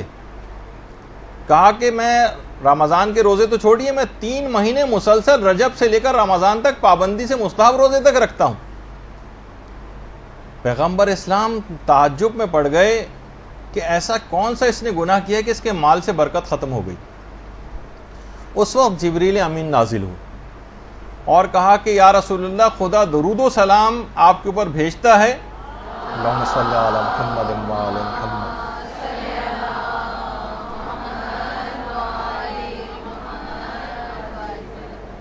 آپ اس بندے سے کہہ دیں کہ اس کا جو باغ ہے اس باغ کے اندر ایک گھونسلہ ہے چڑیا کا، اس گھونسلے میں ایک بے نمازی کی ہڈی کا ایک ٹکڑا موجود ہے جس کی نحوست کی وجہ سے تمہارے مال میں بالکل برکت ختم ہو گئی اور تم مفلس و نادار ہو گئے۔ پیغمبر اسلام نے اس شخص کو یہ بات بتائی، وہ شخص اپنے باغ میں گیا، اور وہ عام طور پہ ہوتا ہے نا جانور کوئی نہ کوئی ٹکڑا اٹھا کر لے آتے ہیں کسی ہڈی کا، وہ اس نے گھونسلے میں سے نکال کر کسی دور جگہ پھینک کر آیا، اس کے اثرات بد دور ہوئے اور دوبارہ مال کے اندر اس کے برکت آنی شروع ہوئی۔ تو آپ خود سوچیں کہ بے نمازی کی ہڈی کا ایک چھوٹا سا ٹکڑا وہ اتنا زیادہ نحوست رکھتا ہے، تو ایک مجسم بے نمازی آپ کے اطراف میں موجود ہوں، مجسم بے نمازی آپ کے گھروں کے اندر آپ کے ساتھ رہتے ہوں، تو وہ گھر کتنی بلاؤں، تکلیفوں، مشکلات، پریشانیوں اور فقر و فاقے کا شکار ہوگا، جو لوگ آج ہر وقت اس کا ذکر کرتے رہتے ہیں۔ اور بے نمازی سے مراد یہ نہیں کہ جو شروع سے آخر تک ایک نماز بھی نہ پڑھتا ہو، جو گنڈے دار ٹائپ کے نمازی ہوتے ہیں، کبھی پڑھ لی کبھی نہیں پڑھی، کہ فلاں نماز فجر کی روزانہ قضا ہو گئی، ساری نمازوں قضا کر کے کبھی ایک ساتھ پڑھ لیا، ان کے بھی اثرات نحوست اسی انداز کے ہوتے ہیں۔ تو اگر آپ نے خود اپنے آپ کو نمازیں ٹھیک بھی کر رہی ہیں، لوگ بڑے پریشان ہوتے ہیں، جیسے اس نے آ کر کے میں 3 مہینے کے مستحب روزے بھی رکھتا ہوں، تمام نمازیں بھی پابندی کے ساتھ پڑھتا ہوں، کوئی واجبات اپنا چھوڑتا نہیں ہوں، پھر بھی میں مفلس ہوتا جا رہا ہوں، اس وجہ سے کہ آپ تبلیغ نہیں کر رہے ہیں اپنے اطراف والے لوگوں پر۔ وہ اگر ویسے ہی خراب رہے اور آپ ذاتی طور پر اپنے عمل کو اچھا کرتے چلے گئے، تو لا محالہ ان کے اثرات آپ تک پہنچیں گے، اور یہی بے برکتی اور نقصان کا سبب آپ بنیں گے۔ جیسے کوئی بہت بدبودار چیز کمرے، آپ لاکھ خوشبو لگا کے بیٹھے رہیں اور کوئی سڑی ہوئی مچھلی کمرے میں لا کے رکھ دیں، تو اس کے اثرات تک پہنچیں گے۔ آپ فقط اپنے لباس پر خوشبو سے اس گندے اور برے اور بدبودار چیز کے اثرات کو دور نہیں کر سکتے۔ تو بہت ضرورت اس بات کی، جب ہی ہم بار بار اس بات کو کہتے ہیں کہ تبلیغات کے اندر آپ اپنے آپ کو بھی، اگر آپ کو ٹھیک کرنا ہے اپنے حال کو بھی، تب بھی آپ کو تبلیغ کرنا پڑے گی، ورنہ دوسرے جو خراب ہوتے چلے جائیں گے آپ کے تبلیغ نہ کرنے کے نتیجے میں، اس سے آپ بھی متاثر ہوئے بغیر نہیں رہ سکتی۔ اور تو اس نماز کا ایک حق ہے شب قدر میں، اس کی تبلیغ کریں، لوگ اس کو پڑھنا شروع کریں، اور مسائل فقہ کے تحت صحیح طور پر نماز پڑھنا شروع کریں، اور نماز کو بہتر سے بہتر بنانے کے لیے اب اقدامات شروع کریں، اور اس شب میں اس کا حق ادا کرنے کی آپ نیت کریں، اور پھر پورا سال اس سلسلے میں کام بھی کریں۔ اور اگر کوئی شخص فقط پوری زندگی بھی اس نماز کے موضوع کی تبلیغ پہ لگا دے، تو اس نے ایک بہت بڑا کارنامہ جو ہے وہ انجام دے دیا۔ دیکھیے، اس 2 رکعت نماز شب قدر جو آپ پڑھیں گی، اور اس کے ساتھ ساتھ آپ کو نماز شب بھی پڑھنا ہے اسی رات کو، یہ بھی نماز کی کنٹینیوشن ایک ہی رات میں جو آپ کو نمازیں پڑھنی ہیں، اس میں ایک تو نماز واجب نماز ہے جو آپ کو مغرب عشاء کی پڑھنی ہے، اس کے بعد یہ 2 رکعت نماز شب قدر ہے، اور اسی رات آپ کو نماز شب کا پابندی کی بھی نیت کرنی۔ اس سے بہتر کون سی رات آئے گی جب آپ اس بات کا عہد کریں گی کہ اب مجھ سے نماز شب نہیں چھوٹنی چاہیے۔ جو بالکل مبتدی ہیں، جب تک بالکل نہیں پڑھتے ہیں، میں ریکمینڈ کروں گا کہ وہ 1 مہینے تک فقط ایک رکعت نماز شب سے ابتدا کریں۔ جب وہ مکمل پابندی کے ساتھ کم سے کم 1 مہینے تک ایک رکعت پڑھ لیں گی، تو پھر وہ 3 رکعت پہ چلی جائیں، پھر 3 مہینے تک 3 رکعت پڑھتی رہیں، اور اس کے بعد جب 3 مہینے تک عادی ہو جائے تو پھر آرام سے 8 رکعتیں اور 11 رکعتوں تک بھی جانا کوئی مسئلہ نہیں ہوگا، چلتے پھرتے بھی پڑھی جا سکتی ہیں، الحمد کے اوپر اکتفا بھی کیا جا سکتا ہے، تمام مستحبات بھی نکالے جا سکتے ہیں، چند منٹ کی یہ نماز، لیکن اس کا آپ کو عادی بننا پڑے گا۔ اور نماز شب کے متعلق یہ بات کہی جاتی ہے کہ یہ معنی گناہان آئندہ ہے اور کفارہ گناہان گزشتہ ہے۔ گزشتہ گناہوں کا کفارہ ہے اور آئندہ گناہوں سے بچانے والی چیز ہے، اور یہی وجہ ہے کہ باقاعدہ میں وہ تصویر تو نکال نہیں سکا کہ امام خمینی آپریشن سے پہلے جب مسلسل آکسیجن لگی ہوئی تھی، ایک تو یہ ہے آپ کے سامنے، اس کے بعد پھر ایک اور بھی ہے جس کی تصویر کا میرے پاس وقت نہیں تھا اس کو نکال سکوں، لیکن مسلسل ناک پہ آکسیجن لگی ہوئی تھی۔ اسی حالت میں امام خمینی نے اپنی واجب نمازیں، ظہر اثر کی نماز اس میں پڑھی تھی آپریشن سے پہلے، حتیٰ اسی آکسیجن لگی حالت میں نماز شب بھی ادا کی تھی، ورنہ جو اتنا کریٹیکلی ال پیشنٹ ہو اور بالکل ایکسپائر ہونے والا ہو، اور اس کی جو صورتحال اس وقت ہوتی ہے کہ اس میں اپنے آپ کا اس کو ہوش نہیں ہوتا، اس میں بھی مستحب نمازیں حتیٰ کہ پوری 11 رکعت نماز شب آکسیجن لگے انہوں نے انجام دی۔ اللہم صلی علی محمد۔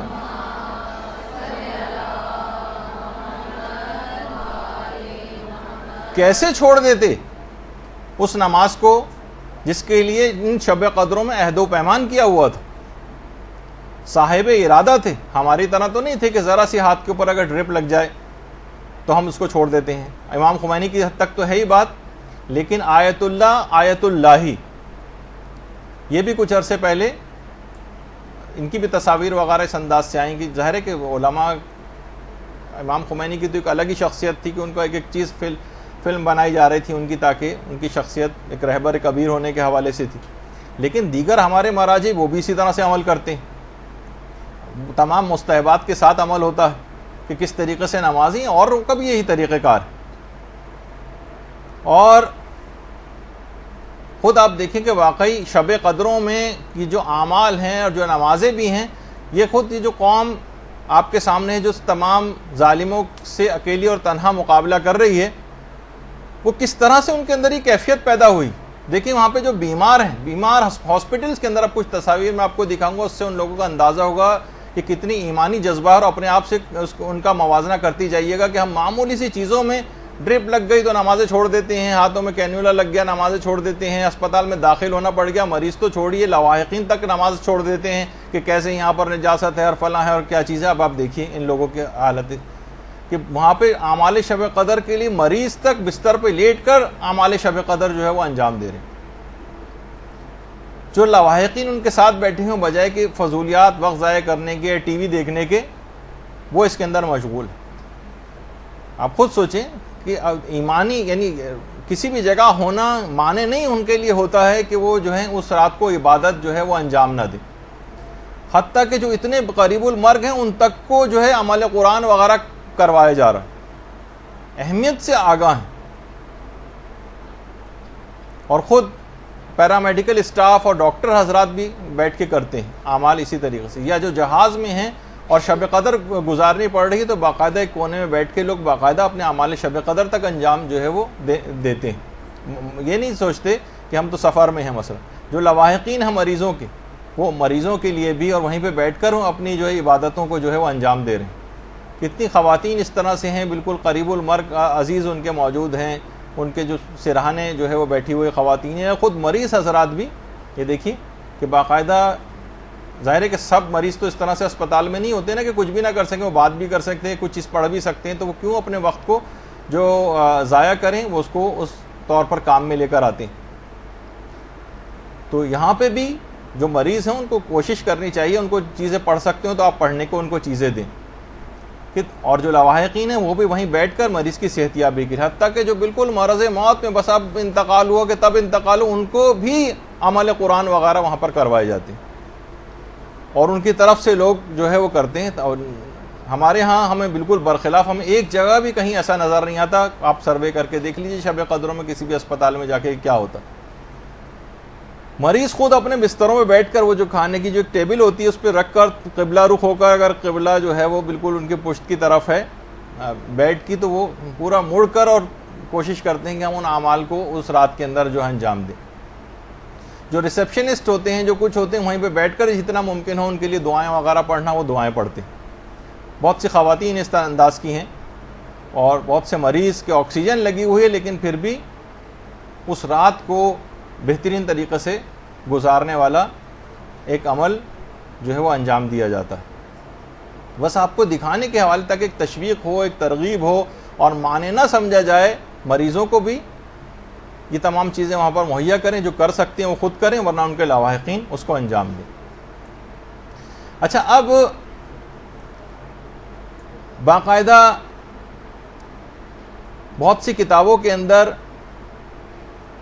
ایک مرد صالح کا خواب جو ہے وہ نقل کیا گیا, جو بغیر نماز شب پڑھے سو گیا تھا.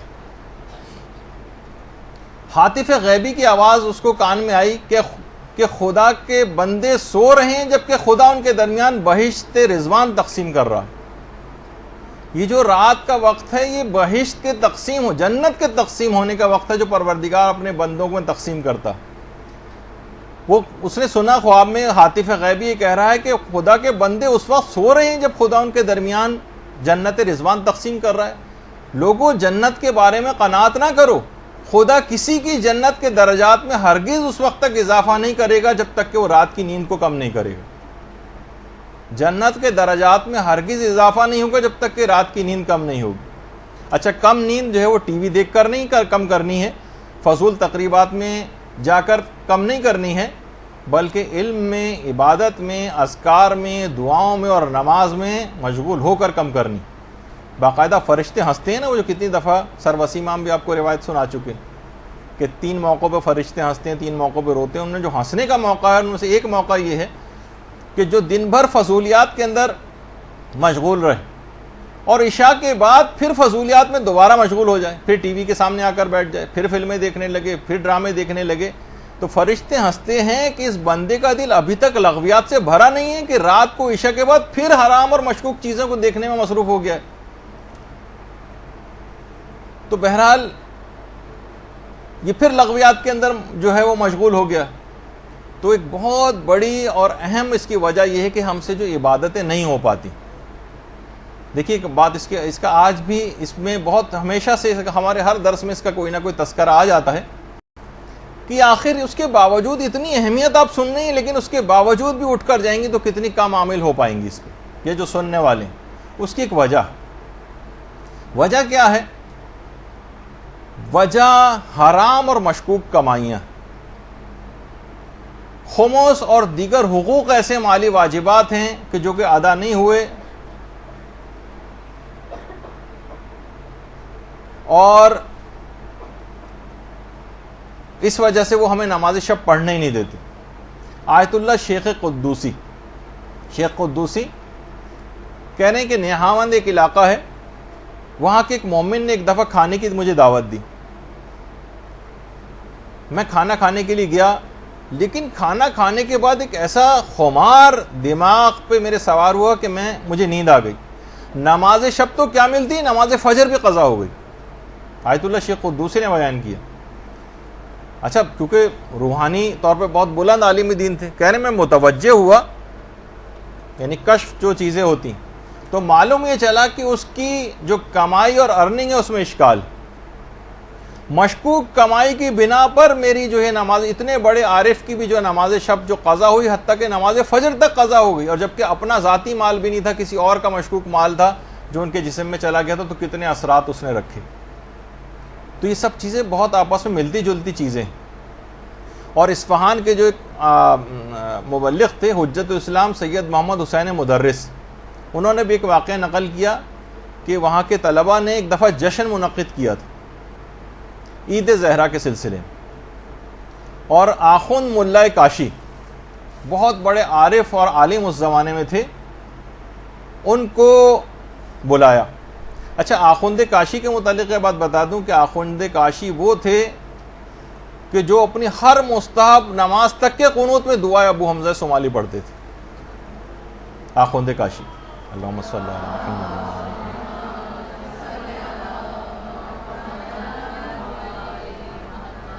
اور آخوند کاشی کہتے تھے کہ میں مدرسے کے باہر لگے ہوئے درختوں کی تسبیح کی آوازیں اپنے کانوں سے سنتا ہوں، اور ان کے جو شاگرد تھے وہ کہتے تھے، جن کا ایک واقعہ میں ایک دفعہ پہلے بھی پیش کر چکا ہوں، کہ جب ہم گئے تو ہم نے دیکھا کہ آخوند کاشی جہاں پر نماز پڑھ رہے ہیں تو اطراف کی جتنی دیواریں وہاں سے بھی تسبیح و تحلیل کی آوازیں بلند ہو رہی ہیں۔ اتنا بڑا عارف یہ دعوت جشن میں آئے، 9 ربیع الاول کا تھا، کافی رات تک جشن میں رہے اور دیر سے گھر پہنچے، رات کو سوئے تو فجر میں آنکھ کھلی، نماز شب کا وقت نکل چکا تھا، نماز شب قضا ہو گئی۔ اس کے بعد 17 ربیع الاول کا پھر دوبارہ ایک جشن منعقد کیا گیا مدرسے میں، اور آخوند کاشی کو پھر بلایا۔ آخوند کاشی پھر آئے اور وہاں پھر دیر ہو گئی، اور گھر گئے تو بعد میں انہوں نے بتایا کہ اس رات کو میں نے پیغمبر اسلام کو خواب میں دیکھا۔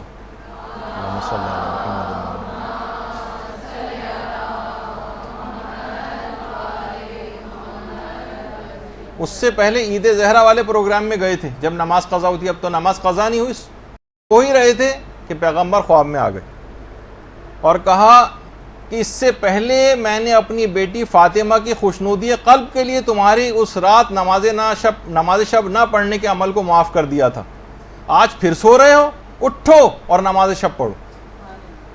پیغمبر اسلام نے آخوند کاشی کو سرزنش کیا کر کہا کیونکہ عید زہرا کا پروگرام اس رات تو میں نے اپنی بیٹی کی خوشنودی قلب کی وجہ سے تمہیں چھوڑ دیا تھا، لیکن پھر دوبارہ وہی غلطی کرنے جا رہے ہو.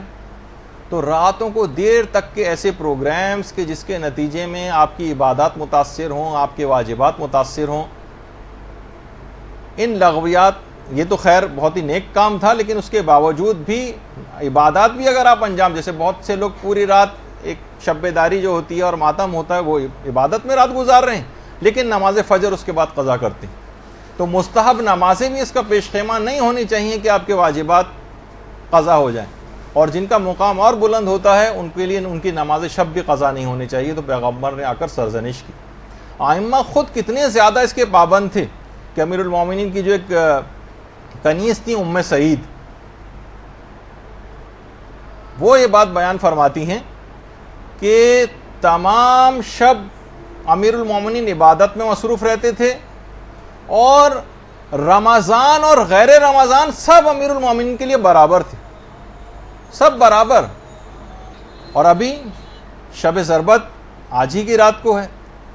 جب مسجد کوفہ کے لیے نکل رہے تھے تو آسمان کی طرف دیکھ کر امیر المومنین نے یہ بات کہی تھی کہ اے صبح گواہ رہنا کہ کبھی ایسا نہیں ہوا کہ تو طلوع ہو رہی ہو اور علی سو رہا ہو.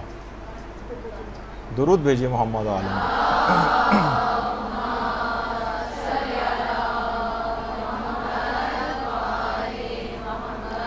دیکھیے پھر یہ بات بیان ہو رہی ہے کہ ہر چیز کا ایک پیغام ہے، ایک فلسفہ ہے. یہ اعمال شب قدر جتنے بھی آپ انجام دیں گی، چاہے 2 رکعت نماز ہو، چاہے غسل ہو، چاہے اب زیارات ہوں، چاہے دعائیں ہوں، ان سب کا ایک فلسفہ ہے کہ ان عام زندگی کے دنوں کے اوپر اس رات کو آپ کو پیغامات کو پھیلانا ہے، پورے سال پر محیط کرنا ہے، پورے سال اب نماز شب کا پابند بننا ہے، پورے سال رات کے ایک حصے کو بستر سے الگ ہونا ہے. اور یہی وجہ ہے کہ جو سجدے ہیں، یہ جو نمازیں ہیں، یہ اس حد تک سوچیے کہ جو ہستیاں ان کی اہمیت سے واقف تھیں، جیسے کہ حضرت مریم کے متعلق ملتا ہے کہ جب اسرائیل ملک الموت آئے تھے ان کے پاس اور آخری خواہش ان سے دریافت کی تھی، تو انہوں نے کہا تھا کہ اتنی مہلت مجھے دے دو کہ میں سجدے میں چلی جاؤں اور اس کے بعد پھر میری روح کو نکال لینا. اور ہمارے علماء میں سے شیخ جواد انصاری حمدانی، جن کا اکثر تذکرہ آتا ہے، یہ خود فرماتے ہیں کہ حمدان میں ایک مومن نے، اچھا خود حمدانی تھے، اور جب بھی کبھی علماء اس طرح کی کوئی بات کرتے ہیں تو اپنا ذکر نہیں کرتے، ایک مومن کے ساتھ ایسا ہوا جبکہ خود مراد ہوتے ہیں. کہتے ہیں کہ حمدان میں ایک مومن نے نماز شب کے لیے جب وہ اٹھا تو دیکھا کہ 500 گھروں کی جو حدود ہے حمدان میں، اس میں ایک گھر میں زمین سے آسمان کی طرف ایک نور ساطع ہو رہا. باقاعدہ رسالہ جو لقاء اللہ ہے اس کے اندر بھی یہ واقعہ ہے. تو اسے الہام ہوا اس مومن کو کہ اس مکان میں حضرت حجت نماز شب کو ادا فرما رہے ہیں.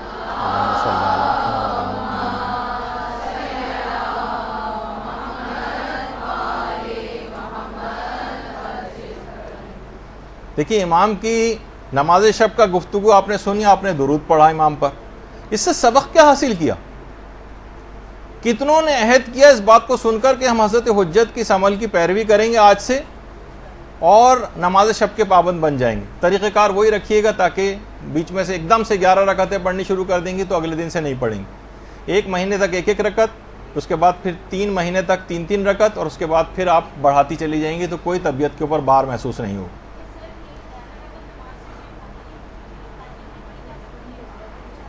ہاں مختلف ٹائمنگز میں بھی پڑھ سکتے ہیں، خیر وہ تو اس کے مسئلے الگ ہیں، لیکن اس کا پابند ہونا. اچھا اب نمازوں ہی کے سلسلے میں مومنین کا ایک طبقہ ایسا ہوگا جو آج کی رات جو ہے وہ قضاء عمری کی نمازیں پڑھے گا. مساجد کے اندر باقاعدہ 6 دن کی نمازیں اس انداز سے پڑھائی بھی جاتی ہیں. تو اس کا بھی ایک پیغام ہے، وہ یہ ہے کہ یہ رات واجبات اتارنے کی رات بھی، اور اس کا پیغام یہ کہ سارا سال بھی اب واجبات اتارنے کی فکر آپ کو کرنی، اس کو پورے سال کے اوپر جاری کرنا. جبھی شب قدر کے وہ تمام فوائد اور جو اثرات ہیں وہ پورے سال آپ حاصل کریں گے. اپنے واجبات اتاریے، نہ صرف نمازیں اتارنے کی فکر کریں بلکہ روزے اتارنے کی فکر کریں، اپنے کفارے اتارنے کی فکر کریں، اپنے فدیے اتارنے کی فکر کریں. خواتین ہیں روزوں کے سلسلے میں جو نہیں رکھے کفارے تاخیر واجب ہوتے ہیں، پچھلی زندگی میں جو اگلے سال تک روزے نہیں رکھے ان کا کفارہ تاخیر دینا ہوتا ہے. بہت سے لوگوں کے اوپر حج واجب، حج کے لیے نہیں جاتے، بہت سی خود ساختہ مجبوریوں کی وجہ سے. شرعی مجبوری ہوتے ایک الگ بات ہے. بہت سے لوگوں کے عمرے غلط ہوئے ہیں, جب تک عمرہ ادا نہیں صحیح طور پر ادا کر لیتے, عمرہ جو ہے وہ اس کا احرام باقی رہتا ہے, اس کو اتروانے کی فکر ہونی چاہیے. لوگوں کی امانتیں واپس کرنے کی فکر ہونی چاہیے. رد مظالم ادا کریں, لوگوں کے حقوق ادا کریں, کسی سے قرضہ لیا ہوا تو وہ ادا کریں. یہ حقوق کے ادا کرنے کی رات ہے. یعنی اس رات قضا واجب نمازیں جو پڑھی جاتی ہیں, اس کا پیغام ہے کہ سارا سال بھی آپ کوشش کریں کہ آپ اتاریں اپنے ذمے سے یہ سب چیزیں. اور کتنے ایسی چیزیں ہیں دیکھیے کہ حتیٰ کہ فطرے لوگ سوچتے ہیں فطرہ تو ہم ہر سال دیتے ہی. خود ہمارے استاد محترم بیان فرماتے تھے کہ ایک بہت بڑی غلطی ہمارے ہاں ایک یہ بھی ہونے لگی ہے کہ گھروں کا نا کوئی سسٹم صحیح طور پر بن نہیں پاتا ہے. پتہ ہی نہیں چلتا کہ گھر میں سربراہ گھر کون ہے. باپ اس طرح سے کاروبار میں اپنے ساتھ اپنے بچوں کو شامل کر لیتا ہے کہ بچوں کا پتہ نہیں چلتا کہ یہ اس کاروبار کے مالک ہیں یا باپ مالک ہے. تو بہت سی چیزیں طے نہیں کی ہوئی ہیں ہم لوگوں نے, تو اس کی وجہ سے بہت سے پرابلمس ہوتے ہیں. اب جس کے ڈیپینڈنٹس میں سے شمار ہوتے ہیں اس کے اوپر فطرہ واجب ہوتا ہے. اب اگر اولاد نے نکال بھی دیا اور باپ جو ہے سربراہ فیملی تھا, چاہیے کمائی باپ کے ہاتھ میں کیوں نہ لا کے دیتے ہوں, باپ ریٹائرڈ ہے, گھر پہ بیٹھے ہوئے, لیکن سربراہ گھر وہ ہے, تو اس کو ان کا فطرہ بہت سارے فطرے کے مسئلے. تو اب اگر ان بچوں نے فطرہ نکال بھی دیا اور باپ نے نہیں نکالا, تو جب تک جائیداد تقسیم نہیں ہو سکتی باپ کے مرنے کے بعد, جب تک وہ سارے فطرے بھی نہ نکال دیے جائیں جو اولاد نے خود نکال دیے تھے اور باپ کے اوپر واجب تھے اور اس نے نہیں نکالے تھے. تو بہت سے اس کے اندر مسئلے ایسے ہو جاتے ہیں. فطروں کے مسئلے, کیونکہ اگلی جو کلاس ہوگی وہ چاند اور فطرے کے مسائل سے ریلیٹڈ آپ لوگوں کی ہوگی, تو اس کے اندر اس کی جو ہے تفصیل سن لیجئے گا. تو اسی طرح سے تو لوگوں کے مال میں کچھ حقوق ہوتے ہیں, ان کو آپ کو نکالنا پڑے گا. اور مرحوم کلباسی ایک عالم گزرے ہیں, جو شب قدر کا دیکھیے پیغام یہی بتایا جا رہا ہے کہ اپنے واجبات اتارنے کی رات ہے, اور اگر آپ نے واجبات نہیں اتارے تو یہ ایسے برے اثرات رکھتے ہیں. کی ہڈی والا واقعہ آپ نے سنا کہ اس سے کتنے اثرات ہوئے. اسی طرح سے لوگوں کے حقوق اگر آپ کے مال میں ہوں گے تو وہ بھی ایسی بے برکتی اور نقصانات کا سبب بنیں گے. مرحوم کلباسی یہ وہی ہیں جن کے متعلق ہم نے پچھلے سال بیان کیا تھا کہ یہ شب قدر کو حاصل کرنے کے لیے کہ مجھے سال کی کوئی ایک رات ہے نا, سال کی 365 راتوں میں یہ جاگتے رہے, 360 یا 365 راتیں مسلسل جاگتے رہے کہ مجھے تاکہ یقینی طور پر شب قدر حاصل ہو جائے. اچھا, یہ تاجر بھی تھے, بزنس مین تھے. ایک دفعہ مال تجارت کے لیے ان کی کشتی اور کشتیوں کے ساتھ ان کی کشتی بھی گئی ہوئی تھی. تو اطلاع آئی کہ ایک طوفان آیا ہے اور ساری جو مال تجارت کی جو کشتیاں ہیں وہ سب کی سب ڈوب گئیں, سب کی سب ڈوب گئیں. انہوں نے کہا کہ مجھے یقین نہیں ہے, میرا مال مخمس تھا, سارے میں نے حقوق ادا کیے ہوئے تھے, ممکن ہی نہیں ہے کہ مجھے اس بات پہ یقین نہیں آتا کہ میری کشتی ڈوب گئی ہوگی. اور کچھ دن بعد ہی اطلاع آئی کہ ساری کشتیاں ڈوب گئیں, ایک کشتی نہیں ڈوبی, وہ وہی تھی جو مرحوم آیت اللہ کلباسی کی کشتی تھی.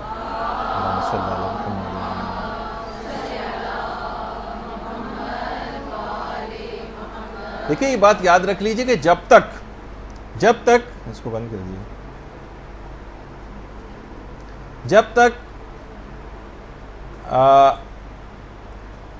آپ لوگوں کے حقوق صحیح طور پر ادا نہیں کریں گے, نہیں اس کو ٹیڑھا ہی کر دیجئے, اس کو میرے اوپر طرف, اس میں ہوا کی آواز آتی ہے ورنہ مائک میں.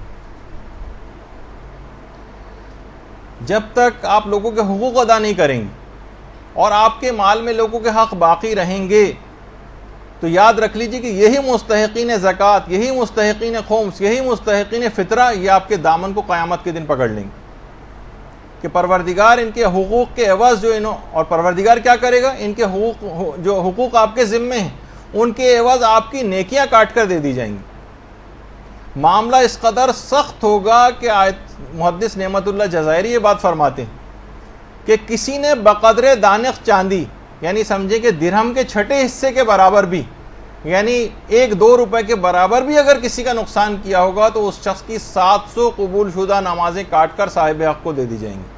700. اور دیکھیے یہ بھی روایات کے اندر یہ بات آئی ہے کہ اتنی شدت ہوگی کہ انوار نعمانیہ میں محدث نعمت اللہ جزائری نے اس بات کو لکھا ہے.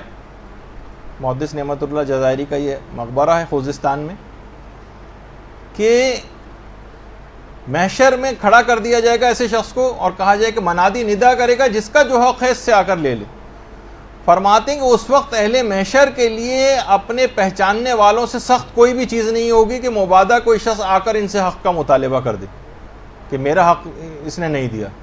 تو اب آپ خود سوچیے کہ یہ جو مستحقین خمس ہیں, جن کا آپ نے خمس نہیں نکالا, سادات تک نہیں پہنچا, یہ گریبان پکڑیں گے, یہ دامن کو پکڑیں گے. جن تک فطرہ نہیں پہنچا, آپ کو صحیح طور پر آپ نے ادا نہیں کیا, وہ دامن پکڑیں گے. جن تک اور مالی چیزیں تھیں وہ نہیں پہنچی, یہ دامن پکڑیں گے آ کر. تو کس قدر معاملہ سخت ہو جائے گا. اور علل الشرائع میں باقاعدہ شیخ صدوق نے یہ بھی بات فرمائی ہے کہ قرض خواہ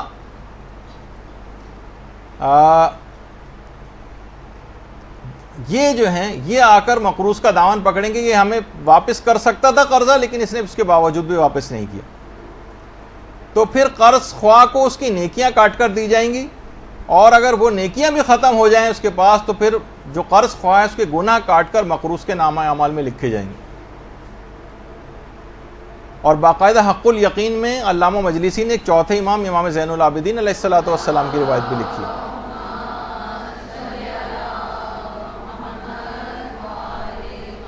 کہ مولا اگر مسلمان کو کافر سے کوئی حق طلب کرنا ہے تو اس کی تلافی کیسے ہوگی؟ وہ تو جہنمی ہے, نیکیاں اس کے پاس ہیں ہی نہیں. امام نے فرمایا اس کے حق کے برابر کافر کے عذاب میں اضافہ کر دیا جائے گا.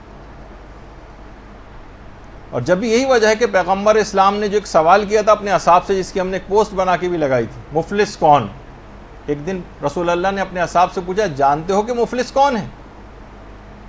صحابہ نے عرض کیا کہ مفلس وہ ہے جس کے پاس مال و دولت, باغات اور سرمایہ نہ ہو. رسول نے فرمایا میری امت کا مفلس وہ ہے جو قیامت کے دن اس حال میں آئے گا کہ اس کے پاس نماز, روزہ, زکوٰۃ جیسے اعمال موجود ہوں گے, لیکن اس نے زندگی میں کسی کو گالیاں دی ہوں گی, کسی کو تہمت لگائی ہوگی, کسی کا مال ہڑپ کیا ہوگا, کسی کا ناجائز خون بہایا ہوگا. ایسے شخص کی نیکیاں اس کے متاثرین کو دے دی جائیں گی. اگر اس کی نیکیاں کم پڑیں گی تو اس کی متاثرین کی برائیاں اس کے نامہ اعمال میں ڈال دی جائیں گی اور اسے دوزخ میں ڈال دیا جائے گا. ایسا شخص سچ مچ مفلس. تو آپ خود سوچئے کہ یہ تمام چیزیں ایسی ہیں کہ یہ اصلاً مفلس ہو جائیں گے. اس رات قضا واجبات اپنے اتارنے ہیں, قضا نمازیں اتارنے کا جو پیغام ہے وہ یہی ہے کہ اپنے واجبات اتارو. اور یہ اتنا عظیم ثواب دلواتا ہے واجبات اپنے اتارنا, یہ کسی کو اس کا حق واپس کرنا. مثلا قرضے کا 1 روپیہ بھی آپ نے کسی کو واپس کیا تو پیغمبر اسلام کی باقاعدہ ایک روایت ہے کہ جب کوئی 1 درہم اپنے طلبگاروں کو واپس کرتا تو یہ عمل اسے 1000 سال کی عبادت کا ثواب دلواتا ہے, 1000 غلام آزاد کرنے کا ثواب دلواتا ہے, اور 1000 حج و عمرے سے بہتر ہے یہ عمل. اللہم صلی علی محمد. یعنی آپ کا پیسہ ضائع نہیں جا رہا, یہ اتنا ثواب آپ کو, یہ جو آپ مال لوگوں تک پہنچا رہے ہیں, اپنے پچھلے واجبات پہنچا رہے ہیں, یہ اتنا زیادہ آپ کو ثواب دلوانے والا عمل. اور یہ بھی روایت کے اندر آیا کہ جو بھی اپنے طلبگاروں کو راضی کر لے. دیکھیے بعض اوقات ہوتا ہے کہ ہم دے نہیں پاتے لیکن ہم اس کو راضی کر سکتے ہیں, ٹھیک ہے ہم نے تمہارا نقصان کر دیا تھا, ٹھیک ہے تمہارے ہم پر یہ چیز تھی, تم نے ہمیں قرضہ دیا تھا لیکن اس قرضے کو معاف کر دو, یہ ہمارے حالات ہے. کسی طرح سے بھی اس کو اگر راضی کر لیں تو کہہ رہے ہیں جو شخص بھی اپنے طلبگار کو راضی کر لے گا وہ بلا حساب جنت میں جائے گا, اور جنت میں اسے حضرت اسماعیل کی رفاقت نصیب ہوگی. تو نمازوں کی قضا کا جو پیغام ہے وہ یہی ہے کہ ان کو خود سے اتارنا شروع کریں, اپنے تمام واجبات کے ساتھ ساتھ خاص طور پر نمازیں ان کو اتارنا شروع کریں. حاجی نوری نے باقاعدہ ایک واقعہ لکھا ہے نجف اشرف کے ایک عالم کا. وہ عالم کہتے ہیں میں نجف اشرف میں رہا کرتا تھا. یہ نجف کی بہت پرانی تصویر ہے آپ کے سامنے. میرے والدین البتہ دوسرے شہر میں تھے اور خط و کتابت سے جو ہے وہ رابطہ ان سے رہتا تھا. تو میں نے خواب میں ایک دن دیکھا, رات کو میں سویا تو میں نے خواب میں دیکھا کہ کچھ لوگ ہیں وہ میری ماں کو مار رہے ہیں. یعنی ایسا لگا جیسے فرشتے جس طرح سے عذاب دے رہے ہوتے. میری ماں کی ناک سے خون بہ رہا ہے, میں آگے بڑھا, ان کے پاس گیا کہ میری ماں کو کیوں مار رہے ہو؟ انہوں نے کہا ہم خدا کی طرف سے مامور فرشتے ہیں اور تمہاری ماں کو یہ عذاب اس وجہ سے دے رہے ہیں کہ تمہاری ماں نماز کو بہت ہلکا سمجھتی تھی, نماز نہیں پڑھتی تھی اور رمضان کے روزے بھی یہ چھوڑا کرتی تھی. اچھا دیکھیے, آج بھی کتنے سوالات علماء سے جو لوگ پوچھتے نظر آتے ہیں, مدرسے کے اپنے اس کے اوپر اتنے سوالات آتے ہیں, اور سب کے سب کا ہم نے جو تجزیہ اور ایک انالیسس کیا ہے وہ یہ ہے کہ ان میں سے 99% ایسے افراد ہوتے ہیں جو فقط یہ چاہتے ہیں کوئی ایسا پوائنٹ مل جائے جس سے ہم روزہ چھوڑ دیں. انٹینشن سوال پوچھنے کی ہوتی ہے روزہ چھوڑنا. مثلا کتنی خواتین ہیں بچے کو دودھ پلا رہی ہیں, وہ سوال بس ہر وقت ان کا یہ والا سوال جو ہے وہ ہوتا ہے کہ کہیں بچے کو فیڈ میں کوئی کمی نہ ہو جائے, جبکہ آقا سستانی وغیرہ کا نظریہ ہے, وہ کہتے ہیں کہ اگر اوپر سے کوئی دودھ بچے کو پلایا جا سکتا ہے, مثلا جانور کا دودھ یا کچھ عورتیں مل کر بھی اگر پلا دیں اور اس سے بچے کا گزارا ہو جائے گا, تو پھر اس کے لیے روزہ چھوڑنے میں اشکال ہے, یعنی اس کو روزہ رکھنا ہی پڑے گا اور باہر سے اس چیز کو پورا کرے. لیکن کیا ہے, عورتیں چاہتی ہیں چھوڑ دیں. بہت سارے افراد اس بات کو کہہ رہے ہوتے ہیں کہ جناب گرمی بہت ہے, ہماری جاب کے ٹائمنگز اس طرح کے ہیں اور بہت دھوپ میں بھاگنا پھرنا پڑتا ہے, ہم کیا کریں, ہم کیا روزہ رکھیں یا چھوڑ دیں. ان کی پوری, بہت سے لوگ تو پوچھتے نہیں, ویسے ہی چھوڑ دیتے ہیں, لیکن جو کچھ پوچھتے ہیں اس میں بھی کتنا سخت مسئلہ ہے کہ جناب یہ لوگ پہلے تو اگر یہ بغیر جاب کے رہ سکتے ہیں تو بغیر جاب کے رہیں گے, چھٹی لے سکتے ہیں تو چھٹی لے لیں, چھٹی لینا ممکن نہیں ہے, اور اگر ان کی تنخواہ مثلا کٹ جائے گی, اگر اس کے بغیر بھی ان کا گزارا ہو سکتا ہے تو ایسا کر لیں. کوئی اور ان کے پاس مال موجود ہے تو ایک مہینہ مثلا اگر نہیں کمائیں گے یہ تو اس سے گزارا ہو جائے گا, ورنہ قرضہ بھی اگر لینا پڑے تو قرضہ لیں اور اپنے روزے کو بچائیں. اور پھر بھی اگر یہ کوئی سی بھی چیز ممکن نہیں ہے تو پھر اتنا پانی پی سکتے ہیں کہ جس سے ان کی جان بچ جائے, اور اس کے بعد پورے دن امساک کرنا پڑے گا اور بعد رمضان اس کی قضا بھی کرنا پڑے گی. دیکھیے مسئلے کتنے زیادہ سخت ہیں اس کے. تو بہرحال لوگ اس انداز سے نماز و روزہ چھوڑتے ہیں. تو وہ عالم کہنے لگے فرشتے میری ماں کو مار رہے تھے, اور کہا کہ یہ نمازیں نہیں پڑھتی تھی اور رمضان کے روزے بھی قضا کرتی تھی. اچھا اب, اور میری ماں کو یہ عذاب ہو رہا تھا کہ ناک سے خون بھی اس کے جاری تھا. ایک اچانک سے میری آنکھ کھل گئی, بیدار ہو گیا, کیونکہ دروازے پر کسی نے دستک دی تو دیکھا ایک آدمی کھڑا ہوا اور کہا کہ تمہاری ماں انتقال کر گئی ہے اور اس کا جنازہ جو ہے, اس کا جنازہ کربلا لے جایا جا رہا ہے, پہنچنے والا ہے, تم بھی فوراً پہنچو. یہ کہنے میں نجف سے بھاگا وہاں سے کربلا آیا تاکہ اپنی ماں کی تدفین میں شریک ہو سکوں. یہ بھی کربلا کی ایک بہت پرانی تصویر ہے. اللہم صلی علی محمد.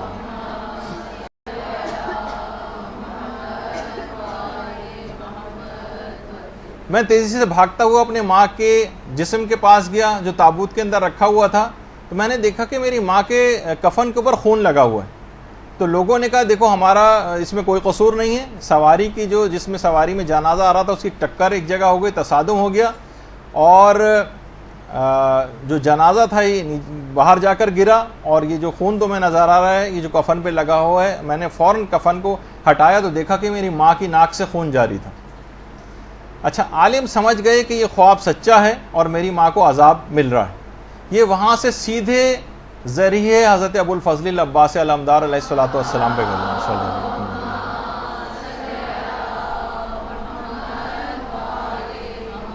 ایک بہت پرانی تصویر ہے حضرت عباس کے روضے کی, اور اب تو ماشاءاللہ ذریعہ جو ہے وہ بہت ہی پرشکوہ ہو چکی ہے. اللہم صلی علی محمد.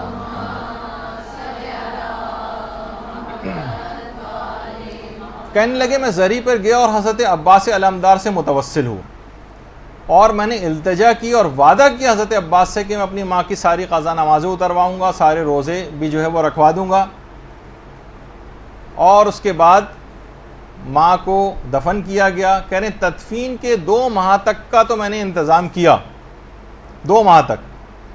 البتہ 2 مہینے کے بعد کچھ ایسی مصروفیات ہوئیں کہ میں مزید نمازیں اور روزے انجام نہیں دلوا سکا, میرے دماغ ہی سے نکل گیا. وہی خواب دوبارہ پھر میں نے دیکھا, فرشتے پھر آ رہے ہیں میری ماں کو عذاب دے رہے ہیں. تو میں نے فرشتوں سے جا کے کہا کہ میں تو ابو الفضل العباس کے پاس جا کر اپنی ماں کا جو ہے وہ معاف کروا چکا تھا یہ سب چیزیں. تو انہوں نے کہا کہ ہاں, لیکن تم نے اپنے وعدے کو پورا نہیں کیا اور ماں کے قضا واجبات نہیں اتارے, لہٰذا عذابوں کا سلسلہ پھر شروع ہو گیا. میں نے فوراً دوبارہ وعدہ کیا، بیدار ہوا، اس کے بعد میں نے خود اجارے پر نہیں بلکہ خود اپنی ماں کی ساری نمازیں پڑھی اور سارے روزے خود ادا کیے۔ تو دیکھیے یہ تمام چیزیں بھی ایسی ہیں کہ اپنے نماز و روزے کو اتارنا ہے۔ آپ نے دیکھا کہ کربلا تک میں لا کر دفن کیا گیا، لیکن قضا واجبات ایسے تھے کہ اس کے باوجود بھی عذاب ہوا۔ البتہ یہ ضرور ہے کہ ظاہر ماں ایسی سرکش ہوگی، ورنہ اگر کوئی عام گناہ گار ہے، چند نماز قضا ہیں، کچھ ہیں، تو انشاءاللہ امام کے جوار میں، کیونکہ وہ تو جگہ ایسی ہیں کہ بہرحال وہاں عذاب قبر جو ہے وہ ختم ہو جاتا ہے، لیکن کچھ اہمیت بتانے کے لیے کہ نمازیں اور روزے قضا کرنا اتنا عظیم گناہ ہے کہ بعض اوقات ان مشاہد مشرفہ میں دفن ہونا بھی عذاب کو ختم نہیں کروا سکتا، تاکہ لوگوں کو ایک جرت پیدا نہ ہو اور ان کی واجبات کی اہمیت کو سمجھیں۔ تو پیغام شب قدر یہ بنا کہ دیکھیے نئی زندگی اور نئے سال کی ابتدا ایک لحاظ سے ہو رہی، کیونکہ نئے سرے سے آپ کی تقدیر لکھی جا رہی ہے اگلے سال کی۔ آپ پورا سال اپنے قضا واجبات کو اتارنے کی فکر کیجیے اور ایک باقاعدہ ایک ڈائری بنائیے جس کا نام آپ اپنے طور پر واجبات ڈائری رکھ لیں، اس میں نوٹ کریں ساری چیزیں، اپنی وصیتیں، اپنی زبانی طور پر بھی اپنے لواحقین کو اپنے واجبات بتائیں تاکہ ان کو کچھ پتہ چلے۔ اکثر یہ ہوتا ہے کہتے ہیں والد انتقال کر گئے، والدہ انتقال کر گئیں، جو ساتھ رہتے تھے کچھ تھوڑا بہت ان کو پتہ ہوتا ہے، لیکن لوگوں کو زیادہ تر پتہ نہیں ہوتا کہ وہ اتارنے کی طرف مائل بھی ہوتے ہیں تو ان کو صحیح عدد پتہ نہیں ہوتا، یہ معلوم نہیں ہوتا کہ ان پر کتنا خمس تھا کتنا نہیں تھا۔ تو اپنے واجبات زبانی طور پہ بھی بتائیں اور ایک ڈائری بھی مرتب کریں۔ اچھا اب دیکھیے واجبات اتارنے کے لیے جب انسان مائل ہوتا ہے تو اسے صحت و سلامتی اور عافیت، بیماری میں کھڑا نہیں ہوا جا رہا ہے۔ اب لوگ اکثر یہ پوچھتے ہیں کہ اب بالکل ہماری ہمت اور طاقت نہیں ہے، اپنی قضا نمازیں کیسے پڑھیں؟ تو صحت اور عافیت یہ ضرور اتنی دعا کم سے کم آپ یہ شب قدر میں ضرور مانگی کہ آپ جب تک اپنے تمام واجبات اتار نہ لیں تب تک موت نہ آئے، یہ باقاعدہ۔ اور خاص طور پہ آغا نائینی کی ایک دعا جو ہم نے دنیا و آخرت کی 100 پریشانیوں کو حل کتاب میں بھی لکھی ہے کہ اگر کوئی شخص کی دعا نماز عشاء کے بعد پڑھے تو خدا اس کی عمر میں 50 سال کا یقینی اضافہ فرما دیتا ہے، اور یہ دعا یہ ہے، اور یہ آپ کو اس کتاب کے اندر بھی مل جائے گی۔ اور میں آپ سے یہ بات کہوں گا اپنے طور پر ایک ریکمنڈیشن کے طور پر کہ اگر ممکن ہو تو یہ کسی پرچے پہ، یہ کتاب پہ لکھ لیں، اور جو نماز شب قدر 2 رکعت پڑھیں آپ، اس کے قنوت میں آپ اپنے لیے، اپنے رشتہ داروں کے لیے، علماء کرام کے لیے، مجتہدین اعظام کے لیے، سب کو بھی عام کر سکتی ہیں۔ اور آج کل جتنی جس اعتبار سے قتل و غارت گری ہو رہی ہے اور لوگوں کی زندگیوں کے چراغ گل کیے جا رہے ہیں، 50 سال کا مومنین کی عمر میں یقینی اضافے کے لیے اس کے قنوت میں اس دعا کو پڑھیں۔ اچھا اسی طرح سے اس کوشش کریں کہ دعاؤں کو دوسروں کے لیے زیادہ سے زیادہ آپ انجام دیں اس رات۔ جب یہ علامہ مجلسی نے مفاتی میں جا کے دیکھیے گا کہ اپنے رشتہ داروں کے لیے اور اپنے عزیز و اقارب کے لیے دوسروں کے لیے دعائیں کرنے کی بہت تاکید ہے، دوسروں کے لیے دعائیں۔ یہی وجہ ہے کہ آیت اللہ حسن زادہ عاملی، جن کا پچھلی مرتبہ بھی تذکرہ ہوا تھا، یہ فرماتے ہیں کہ جب میں یہ آیت اللہ حسن زادہ عاملی کی جوانی کی تصویر، کہ میں جب اپنے استاد آیت اللہ سید محمد حسین طباطبائی کی خدمت میں گیا تو آیت اللہ طباطبائی نے آیت اللہ حسن زادہ عاملی کو ایک بات بتائی، اور وہ ہمارے لیے بھی ہے۔ کہتے ہیں کہ میں نے جب سے ہوش سنبھالا ہے، آیت اللہ محمد حسین طباطبائی، جب سے میں نے ہوش سنبھالا ہے اور اپنے آپ کو شناخت کیا ہے، تب سے میں نے ایک دعا بھی آج تک اپنے لیے نہیں مانگی، اور ہمیشہ دعاؤں کو سب کے لیے عام کیا اور سارے مومنین کو اس میں شامل کیا۔ باقاعدہ جو ان کی کتاب ہے 1001 کلمہ، اس میں آیت اللہ حسن زادہ عاملی نے یہ بات لکھی اور کہا کہ مجھ پر اس بات کا بہت ہی زیادہ اثر ہوا تھا جب یہ آیت اللہ محمد حسین طباطبائی نے مجھے یہ بات بتائی تھی۔ اور شہزادی بھی یہی وجہ سے، شہزادی کی سیرت سامنے تھی کہ جو کہ اللہم صلی علی محمد و علی محمد،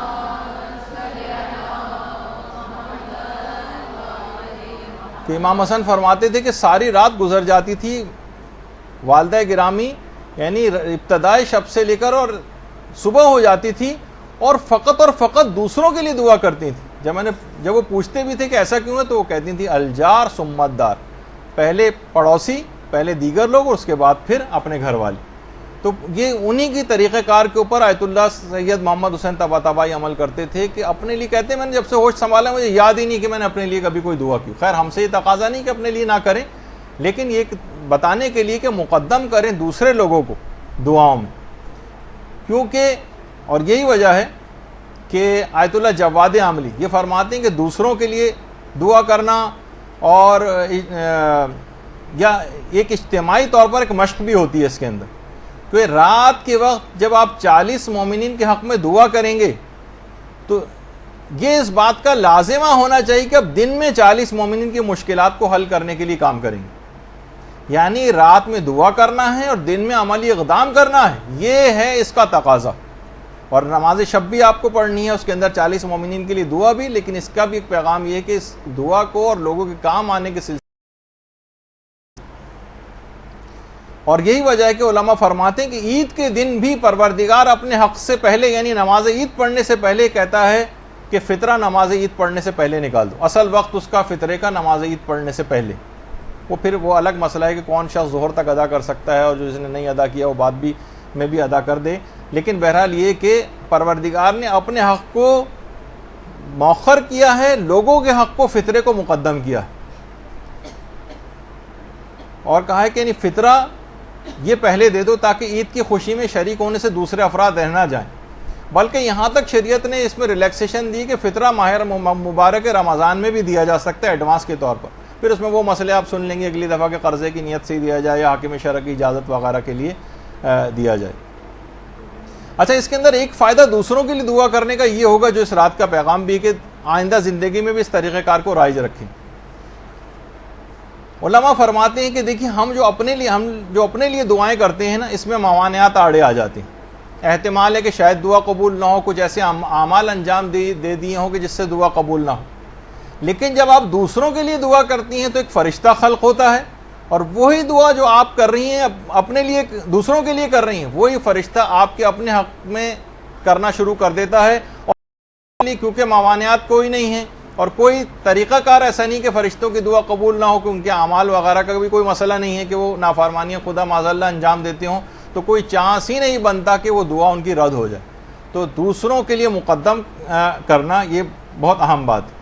بلکہ علامہ سید ابن طاؤس تو ایک بڑی عجیب بات کہتے تھے شب قدر میں تو مومنین کے لیے دعا کرنی ہے, میں یہ کہتا ہوں کہ قابل اصلاح کفار کے لیے ہدایت کی دعا بھی ضرور کریں, کیونکہ خدا کی کسی سے کوئی دشمنی نہیں ہے اور وہ کافروں کو بھی آتش جہنم سے آزاد دیکھنا چاہتا ہے.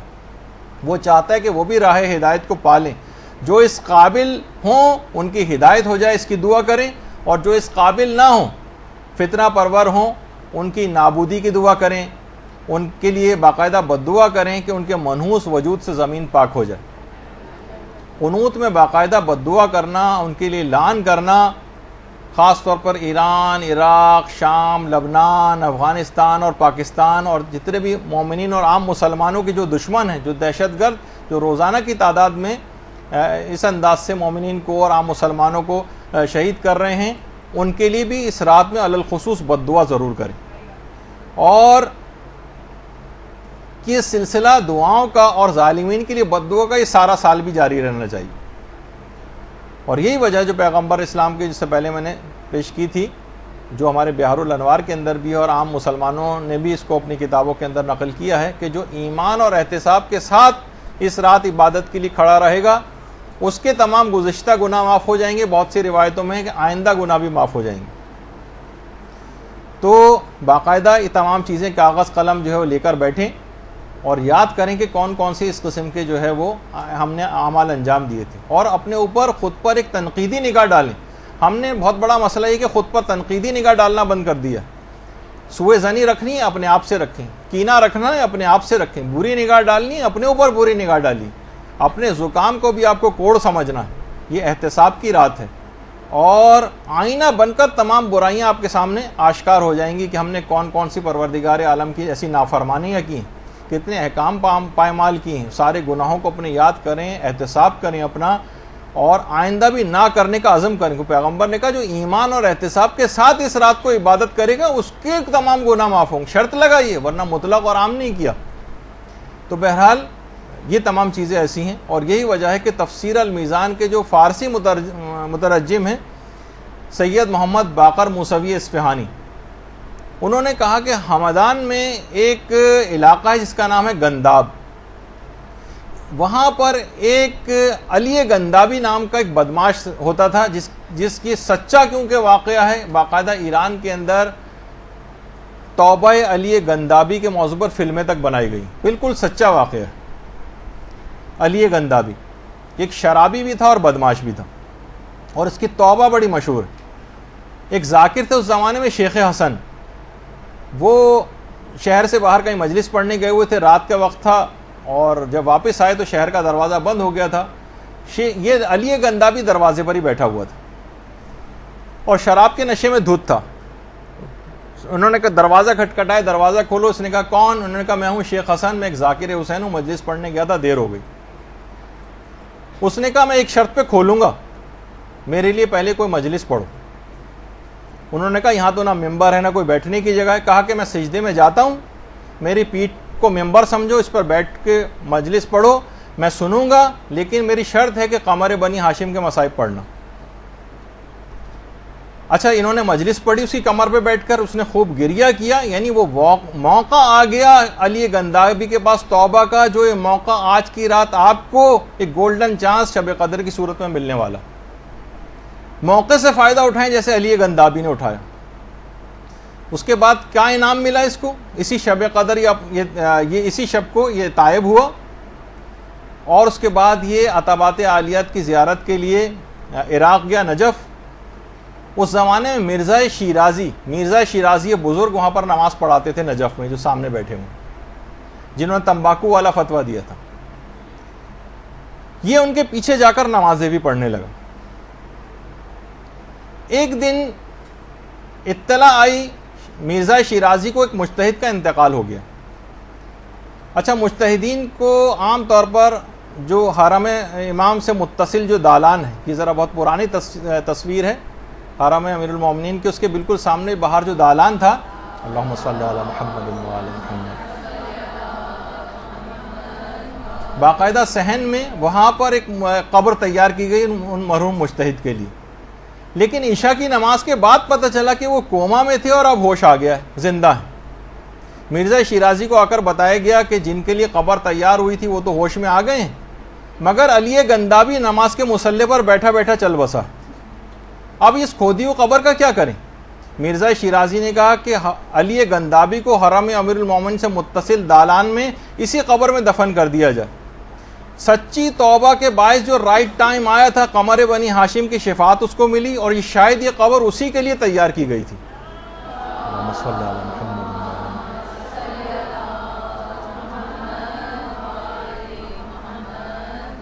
تو دیکھیے مواقع بار بار نہیں آتے، اس نے اس موقع سے فائدہ اٹھایا، موقع توبہ کا آ گیا تھا۔ شب قدر سے اچھا کوئی موقع توبہ کا ہوگا آپ کے پاس؟ نہیں آئے گا۔ تو جیسے اس نے پکارا قمر بنی ہاشم کو، یہ ہستیاں ایسے ہی شفیع ہیں، ان کو پکاریے۔ شب قدر امام زمانہ علیہ السلام اور شہزادی حضرت فاطمہ الزہرا سلام اللہ علیہ سے منسوب۔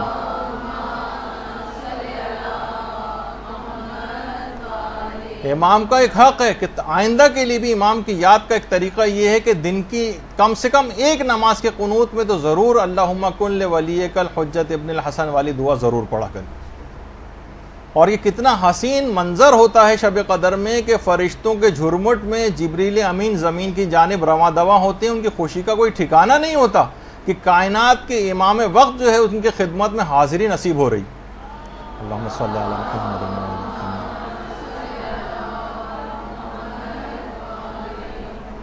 اور فائنل تقدیریں لکھے جانے کے بعد فائنل دستخط اور امضا کے لیے امام کے پاس آتی، اور یہ بھی اس رات کو یاد کرنے کا ایک فلسفہ امام کو یہ کہ امام کے پاس آپ کی تقدیریں آتی ہیں، اور عام دنوں میں بھی ہفتے میں کم سے کم 2 دن آپ کا جو نامہ اعمال، جو ہمارا سیاہ نامہ اعمال ہے، جو باعث شرم نامہ اعمال، یہ امام زمانہ کے سامنے پیش کیا جاتا، اور ساری رپورٹ امام کو پیش کی جاتی۔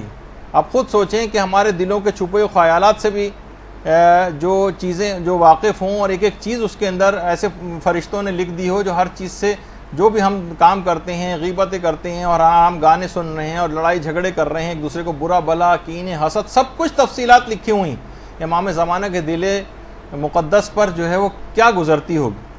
تو اس رات کا ایک یہ ہے کہ اس رات کا کہ امام زمانہ سے منسوب رات ہے، اس رات کو بھی ان کو یاد کرنا ہے، اور ایک یہ کہ اس کو سارے سال پر محیط کرنا ہے امام کے ذکر۔ سوچیں کہ ہمارے نامہ اعمال ہفتے میں 2 بار امام کے سامنے پیش کیے جا رہے ہیں۔ اسی طریقے سے اس رات مخصوص زیارتیں بھی جو ہیں وہ بھی کرنی ہیں، ہمیں پڑھنی، اس کا وقت نہیں ہے ابھی اس میں مجھے بتانے کا، کہ امام حسین علیہ السلام، شہدائے کربلا، حضرت عباس، شہزادے علی اکبر، اور خود امام زمانہ کی جو زیارت ہے، اور زیارت جامعہ کی خود امام نے کس طرح سے تاکید کی ہے، یعنی اس رات کو زیارت پڑھنے کا جو فلسفہ ہے۔ دیکھیں زیارت کیا ہے؟ سلام ہے، سلام۔ روزانہ ہمیں یہ پیغام ہے اس رات کو بھی ان کو سلام کرنے کا، کہ عام زندگی میں بھی بہت رائج ہے کہ امام زمانہ کو سلام کیا جائے، اور نماز کے بعد ہم زیارت پڑھتے ہیں اور وہ بھی سلام ہے، تاکہ ہمیں ان کی قربانیاں یاد رہیں۔ یہ کیوں ہے پڑھنے کا؟ تاکہ ان کے اہداف یاد رہیں۔ مثلا قائد اعظم کا دن یہاں پہ منایا جاتا ہے، ان کی یاد منائی جاتی ہے، ان کے کارنامے بتائے جاتے ہیں، ان پہ کوئز پروگرام جو ہیں وہ کیے جاتے ہیں، ان کے ہدف کو ڈسکس کیا جاتا ہے۔ تو سلام دیکھیے ابتدا ہے۔ سلام جب آپ کرتے ہیں نا کسی کو سلام، یہ پہلے ابتدا ہوتی ہے جس سے بات شروع ہوتی ہے۔ ہمارے ہاں زیارت یا سلام پڑھ کر جو ہے وہ کام شروع ہونے کے بجائے کام کو ختم سمجھا جاتا ہے۔ اختتام پہ ہم نے پڑھ لیا، سلام کیا، اس کے بعد چلتے بنے۔ تو بہرحال کام کا دیکھیے تقاضا یہ کہ روزانہ جو امام زمانہ علیہ السلام کو سلام کیا جائے، بار بار ان کو سلام کرنے کی تاکید ہے، تاکہ آپ بار بار امام کی طرف متوجہ ہوں۔ اب آپ کو کام کرنا ہے۔ دیکھیے جیسے کوئی سیکورٹی گارڈ آپ کسی جگہ پہ رکھتی ہیں، آتے جاتے سیکورٹی گارڈ آپ کو سلام کر رہا ہو، پھر اس خوش اخلاقی سے سلام کرنے کے بعد ڈیوٹی پر مستعد ہو جائے، آپ اس سے خوش ہوں گے۔ لیکن ایک سیکورٹی گارڈ ایسا ہے جو دن میں 20 دفعہ آپ کو سلام کر رہا ہے، لیکن اس کے بعد اپنے کوارٹر میں جا کر سو جاتا ہے اور اپنا فریضہ انجام نہیں دے رہا، اب آپ اس سے خوش نہیں ہوں گی، نہ آپ اس کے سلامی جھاڑنے سے جو ہے وہ کافی سمجھیں گی، بلکہ اس کو ڈانٹ پھٹکار کی جائے گی، اس کو نکال دیا جائے گا وہاں سے۔ کہا کہ تو یہ ہمارا جو زیارت پڑھنے کا اور سلام کرنے کا اس انداز سے ایک زبانی کلامی سے وہ بن کے رہ گیا، یعنی ہمیں واقف ہی نہیں کہ سلام کے کیا معنی ہیں، بس سلام کیے چلے جا رہے ہیں اور کام ان کے لیے کچھ بھی کوئی انجام نہیں دے رہا۔ ایسے ہی ہے جیسے وہی میں نے سیکورٹی گارڈ کی مثال دی کہ وہ جا کے پڑھ کر سو جاتا۔ تو یہ خاص کہ ان تمام شخصیات کا ایک مشن اور ہدف تھا، روزانہ ان کو سلام کرو، یاد کرو، ان کے مطابق عمل کرنے کی کوشش کرو۔ دیکھیے یہی وجہ ہے کہ جو اعمال جتنے بھی انجام دیے جاتے ہیں اس میں خود شیخ مفاتیح الجنان میں باقاعدہ شیخ صدوق نے اس رات کا جو سب سے بڑا عمل بتایا وہ علم دین کا حصول بتایا۔ ہم اس پر نہیں دیکھتے کوئی اس اصول کے اوپر کوئی کاربند ہو، یہ علم آپ کی شفاعت کروائے گا۔ دیکھیے کتنے خواتین ایسی ہیں جو اب ایک چیز ہونی شروع ہو گئی، جیسے کہ ہم فیس بک پہ مختلف حدیثیں لگاتے ہیں، آپ لوگ اس کو شیئر کرتی ہیں، تو یہ خود یہ شیئر کرنا ایک تبلیغ کے اندر حصہ بننا، زیادہ سے زیادہ ان چیزوں کو شیئر کر کے دوسروں تک پہنچائیں۔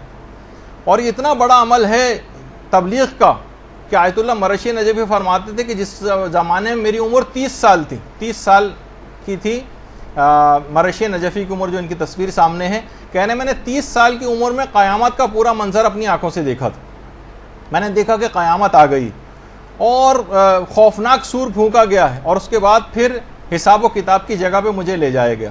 یہ جگہ اس جگہ سے الگ تھی کہ جہاں پر عام لوگوں کا حساب کتاب ہو رہا تھا، اور مجھے یہ بات بتائی گئی کہ اہل علم افراد کی عزت و اکرام کی وجہ سے ان کا حساب کتاب الگ رکھا گیا، عام لوگوں کے سامنے نہیں۔ میں خیمے میں ایک میں داخل ہوا تو میں نے دیکھا کہ پیغمبر اسلام ایک منبر پہ تشریف فرما،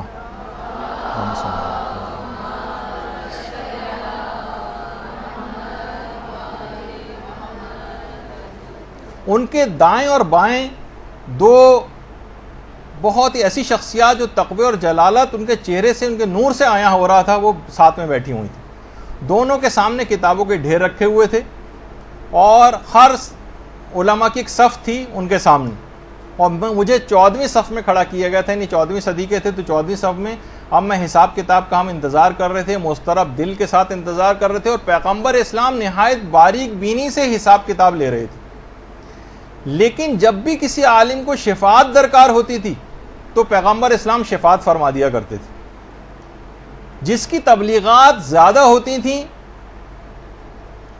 نہیں پہلے ایک بات اور بتا دوں کہ خود انہوں نے مرشی نجفی فرماتے ہیں کہ میں نے اپنے ساتھ کھڑے ہوئے افراد سے پوچھا کہ یہ پیغمبر کے اطراف میں جو دو شخصیات ہیں یہ کون ہیں، کیونکہ میرا ارادہ یہ تھا کہ اگر مجھے ان کا نام پتہ چل جائے تو ہو سکتا ہے کہ مجھے شفاعت کی ضرورت ہو تو میں ان شخصیات کا نام لے کے مخاطب کر کے شفاعت کی درخواست کروں۔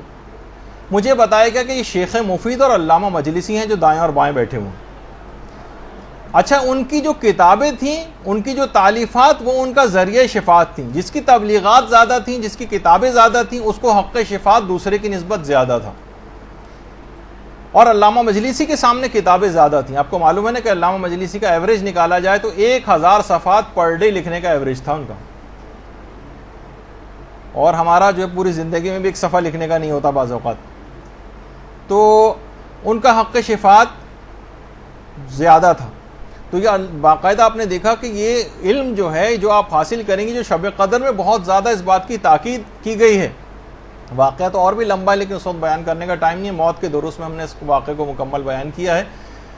تو یہ علم کا حاصل کرنا اور اس کو پھیلانا، یہ قیامت کے دن یہ اس رات کا پیغام ہے، ورنہ اس رات تو صرف عبادت میں گزاری جانی چاہیے تھی، باقی 360 دن جو اور آپ کے پاس پورے سال کے پڑے ہوئے ہیں اس کے اندر آپ پڑھتی رہتی ہیں۔ اس رات ہی کو علم کے اندر اس کو لگانا، یہ کیوں زیادہ بڑا اس کو عمل قرار دیا گیا؟ کیونکہ اس تمام اعمال کو اس رات کو انجام دینے کا ایک فلسفہ ہے۔ یہ جو ٹکڑوں کے اندر یہ اعمال ہیں، نماز ہے اس کا مطلب پورے سال نماز کا پابند رہنا ہے، زیارات ہیں، سلام کرنا ہے تو امام کا کام بھی اس سلام کے ساتھ ساتھ انجام دینا ہے، غسل کرنا ہے، نمازیں پڑھنی ہیں، باوضو رہنا ہے، تو پورے سال اس کو جو ہے سلسلے کو جاری رکھنا ہے، تبلیغات کرنی ہے تو پورے سال تین پیغامات ہیں، فقط ایک رات کی حد تک رہنے والے معاملات نہیں ہیں۔ باقاعدہ شیخ محمد تقی اصفہانی یہ فرماتے ہیں کہ شیخ انصاری سے ایک دفعہ سوال ہوا کہ اجتہاد جو ہے یہ کتنوں پر واجب عینی ہے؟ دیکھیں اجتہاد ایک علاقے کے اندر کچھ افراد پہ تو کچھ افراد ایسے ہونے چاہیے نا جو مجتہدین ہوں، ان پر واجب عینی ہوتا ہے،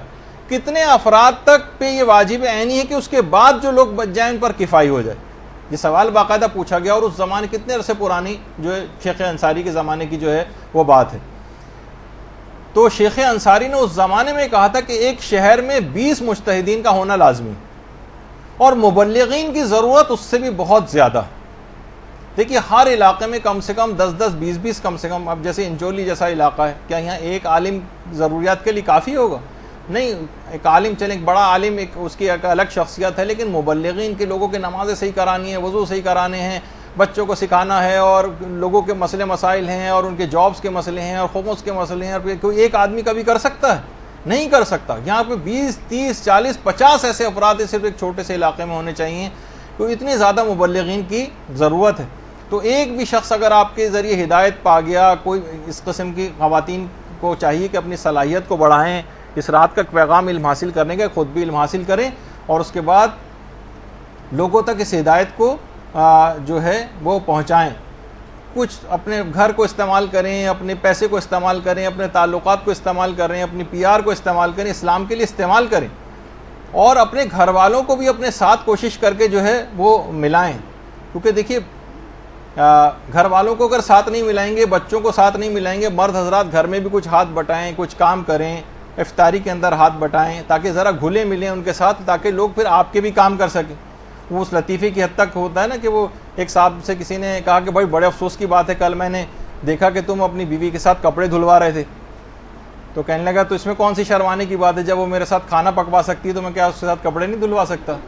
تو بہرحال تو وہ اس طرح کی، ایک تو یہ کہ گھر میں اتنا زیادہ انوالو ہو جائے یہ بھی اسلام کو مطلوب نہیں، لیکن کسی حد تک گھر میں تاکہ لوگوں سے ذرا قریب ہوں، تاکہ آپ بھی دین کے کوئی کام گھر والوں سے لے سکیں۔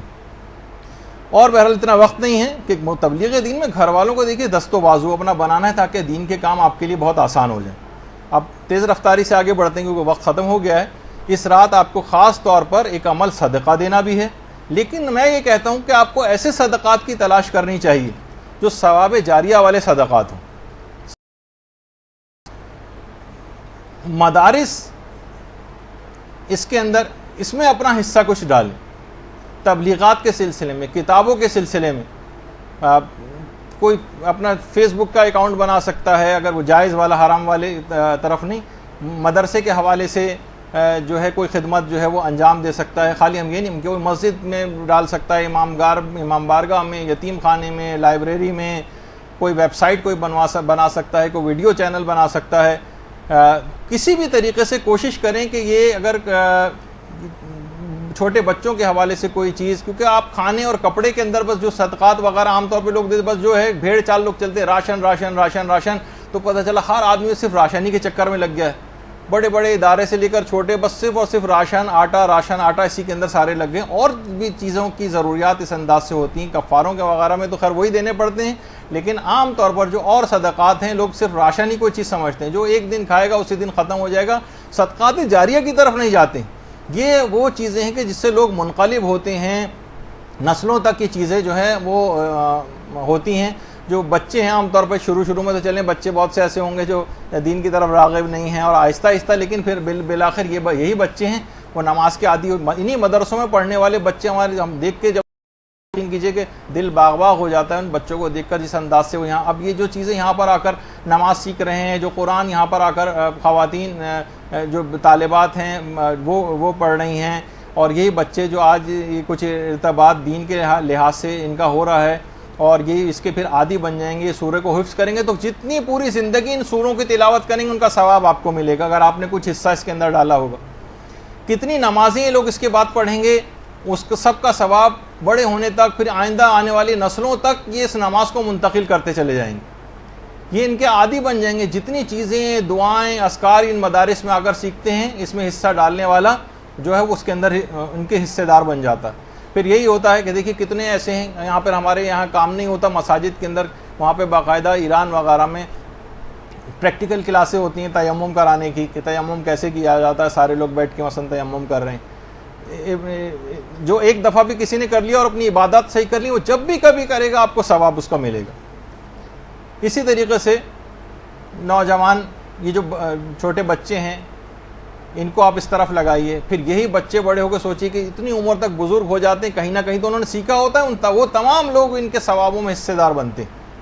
اور پھر یہی انہی میں سے کوئی بڑا ہو کر عالم دین بنے گا اور وہ آگے تبلیغات کا سلسلہ جاری کرے گا. کتنے بچے ہمارے جو مثلا یہاں سے پاکستانی مدارس سے اس کے بعد نجف اور قوم وغیرہ جو جاتے ہیں، خود ہمارے مدرسے کا ایک طالب علم بھی جو ہے وہ نجف جا چکا ہے.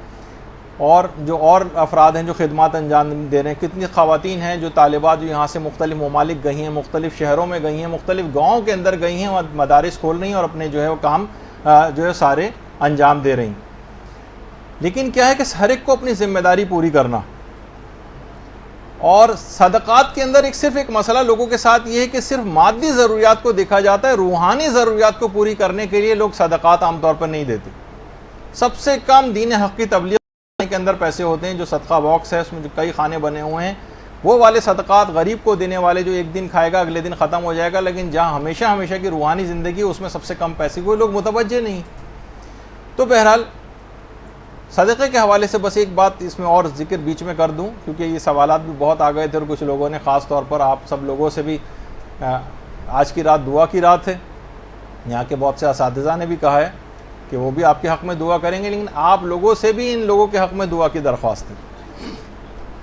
تو آیت اللہ بہجت ایک بات کہتے تھے شوہر و بیوی کے اختلافات کے حوالے سے، کہ اگر شوہر و بیوی میں اختلافات ہوں یا اور لوگوں میں بھی، لیکن الخصوص شوہر و بیوی میں، تو وہ کہتے تھے کہ صدقہ متعدد بافراد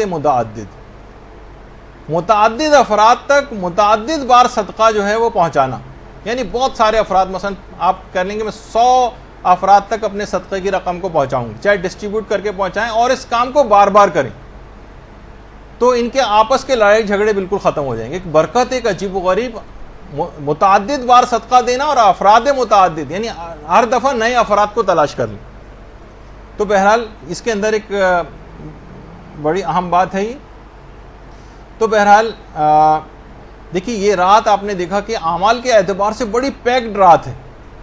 آپ دیکھیں گے کہ تو ویسی بھی گرمیوں کی جو اس طرح آج کل کی جو راتیں بہت چھوٹی ہو گئی ہیں، لیکن اعمال بہت زیادہ ہیں، مصروفیات اس رات کی بہت زیادہ ہیں. اس کا بھی ایک پیغام ہے کہ پوری زندگی بھی آپ کو سالانہ اسی طرح مصروفیت کے ساتھ گزارنی ہے، سوتے نہیں رہنا ہے، مصروف زندگی گزاری ہے دینی اعتبار سے، کیونکہ وقت ہمارا لکھا جا چکا ہے. جب تک بھی سارا سال اگر ہم سوتے رہے اور چند صرف رسومات کی حد تک ہم رہے اور صرف رمضان کی میں ہی صرف گہما گہمی نظر آئی، محرم میں صرف گہما گہمی نظر آئی، بس رمضان میں قرآن اٹھا لیا، اس کے بعد پھر ایک طویل نیند کا ہم جو ہے وہ شکار ہو گئے.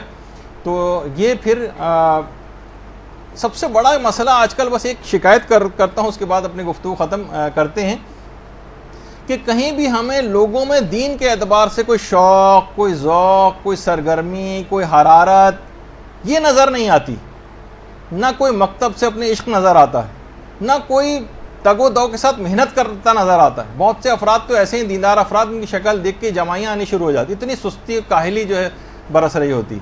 تو بہرحال آپ دیکھتی ہیں کہ دنیا دار افراد ٹی وی پر آپ کتنے انٹرویو سنتی ہیں، فلاں جو اداکارہ ہیں جناب کثرت کام کی زیادتی کی وجہ سے وہ نہ بے ہوش ہو گئیں شوٹنگ پہ، کئی راتوں سے وہ سوئی نہیں تھیں، اور فلاں گلوکار جو صبح رات کے 3 بجے سے اٹھ کر جو ریاض کرنا شروع کرتے ہیں تو 3 گھنٹے تک مٹکے میں منہ ڈال کے مثلا کرتے رہتے ہیں اور ریاض کرتے ہیں.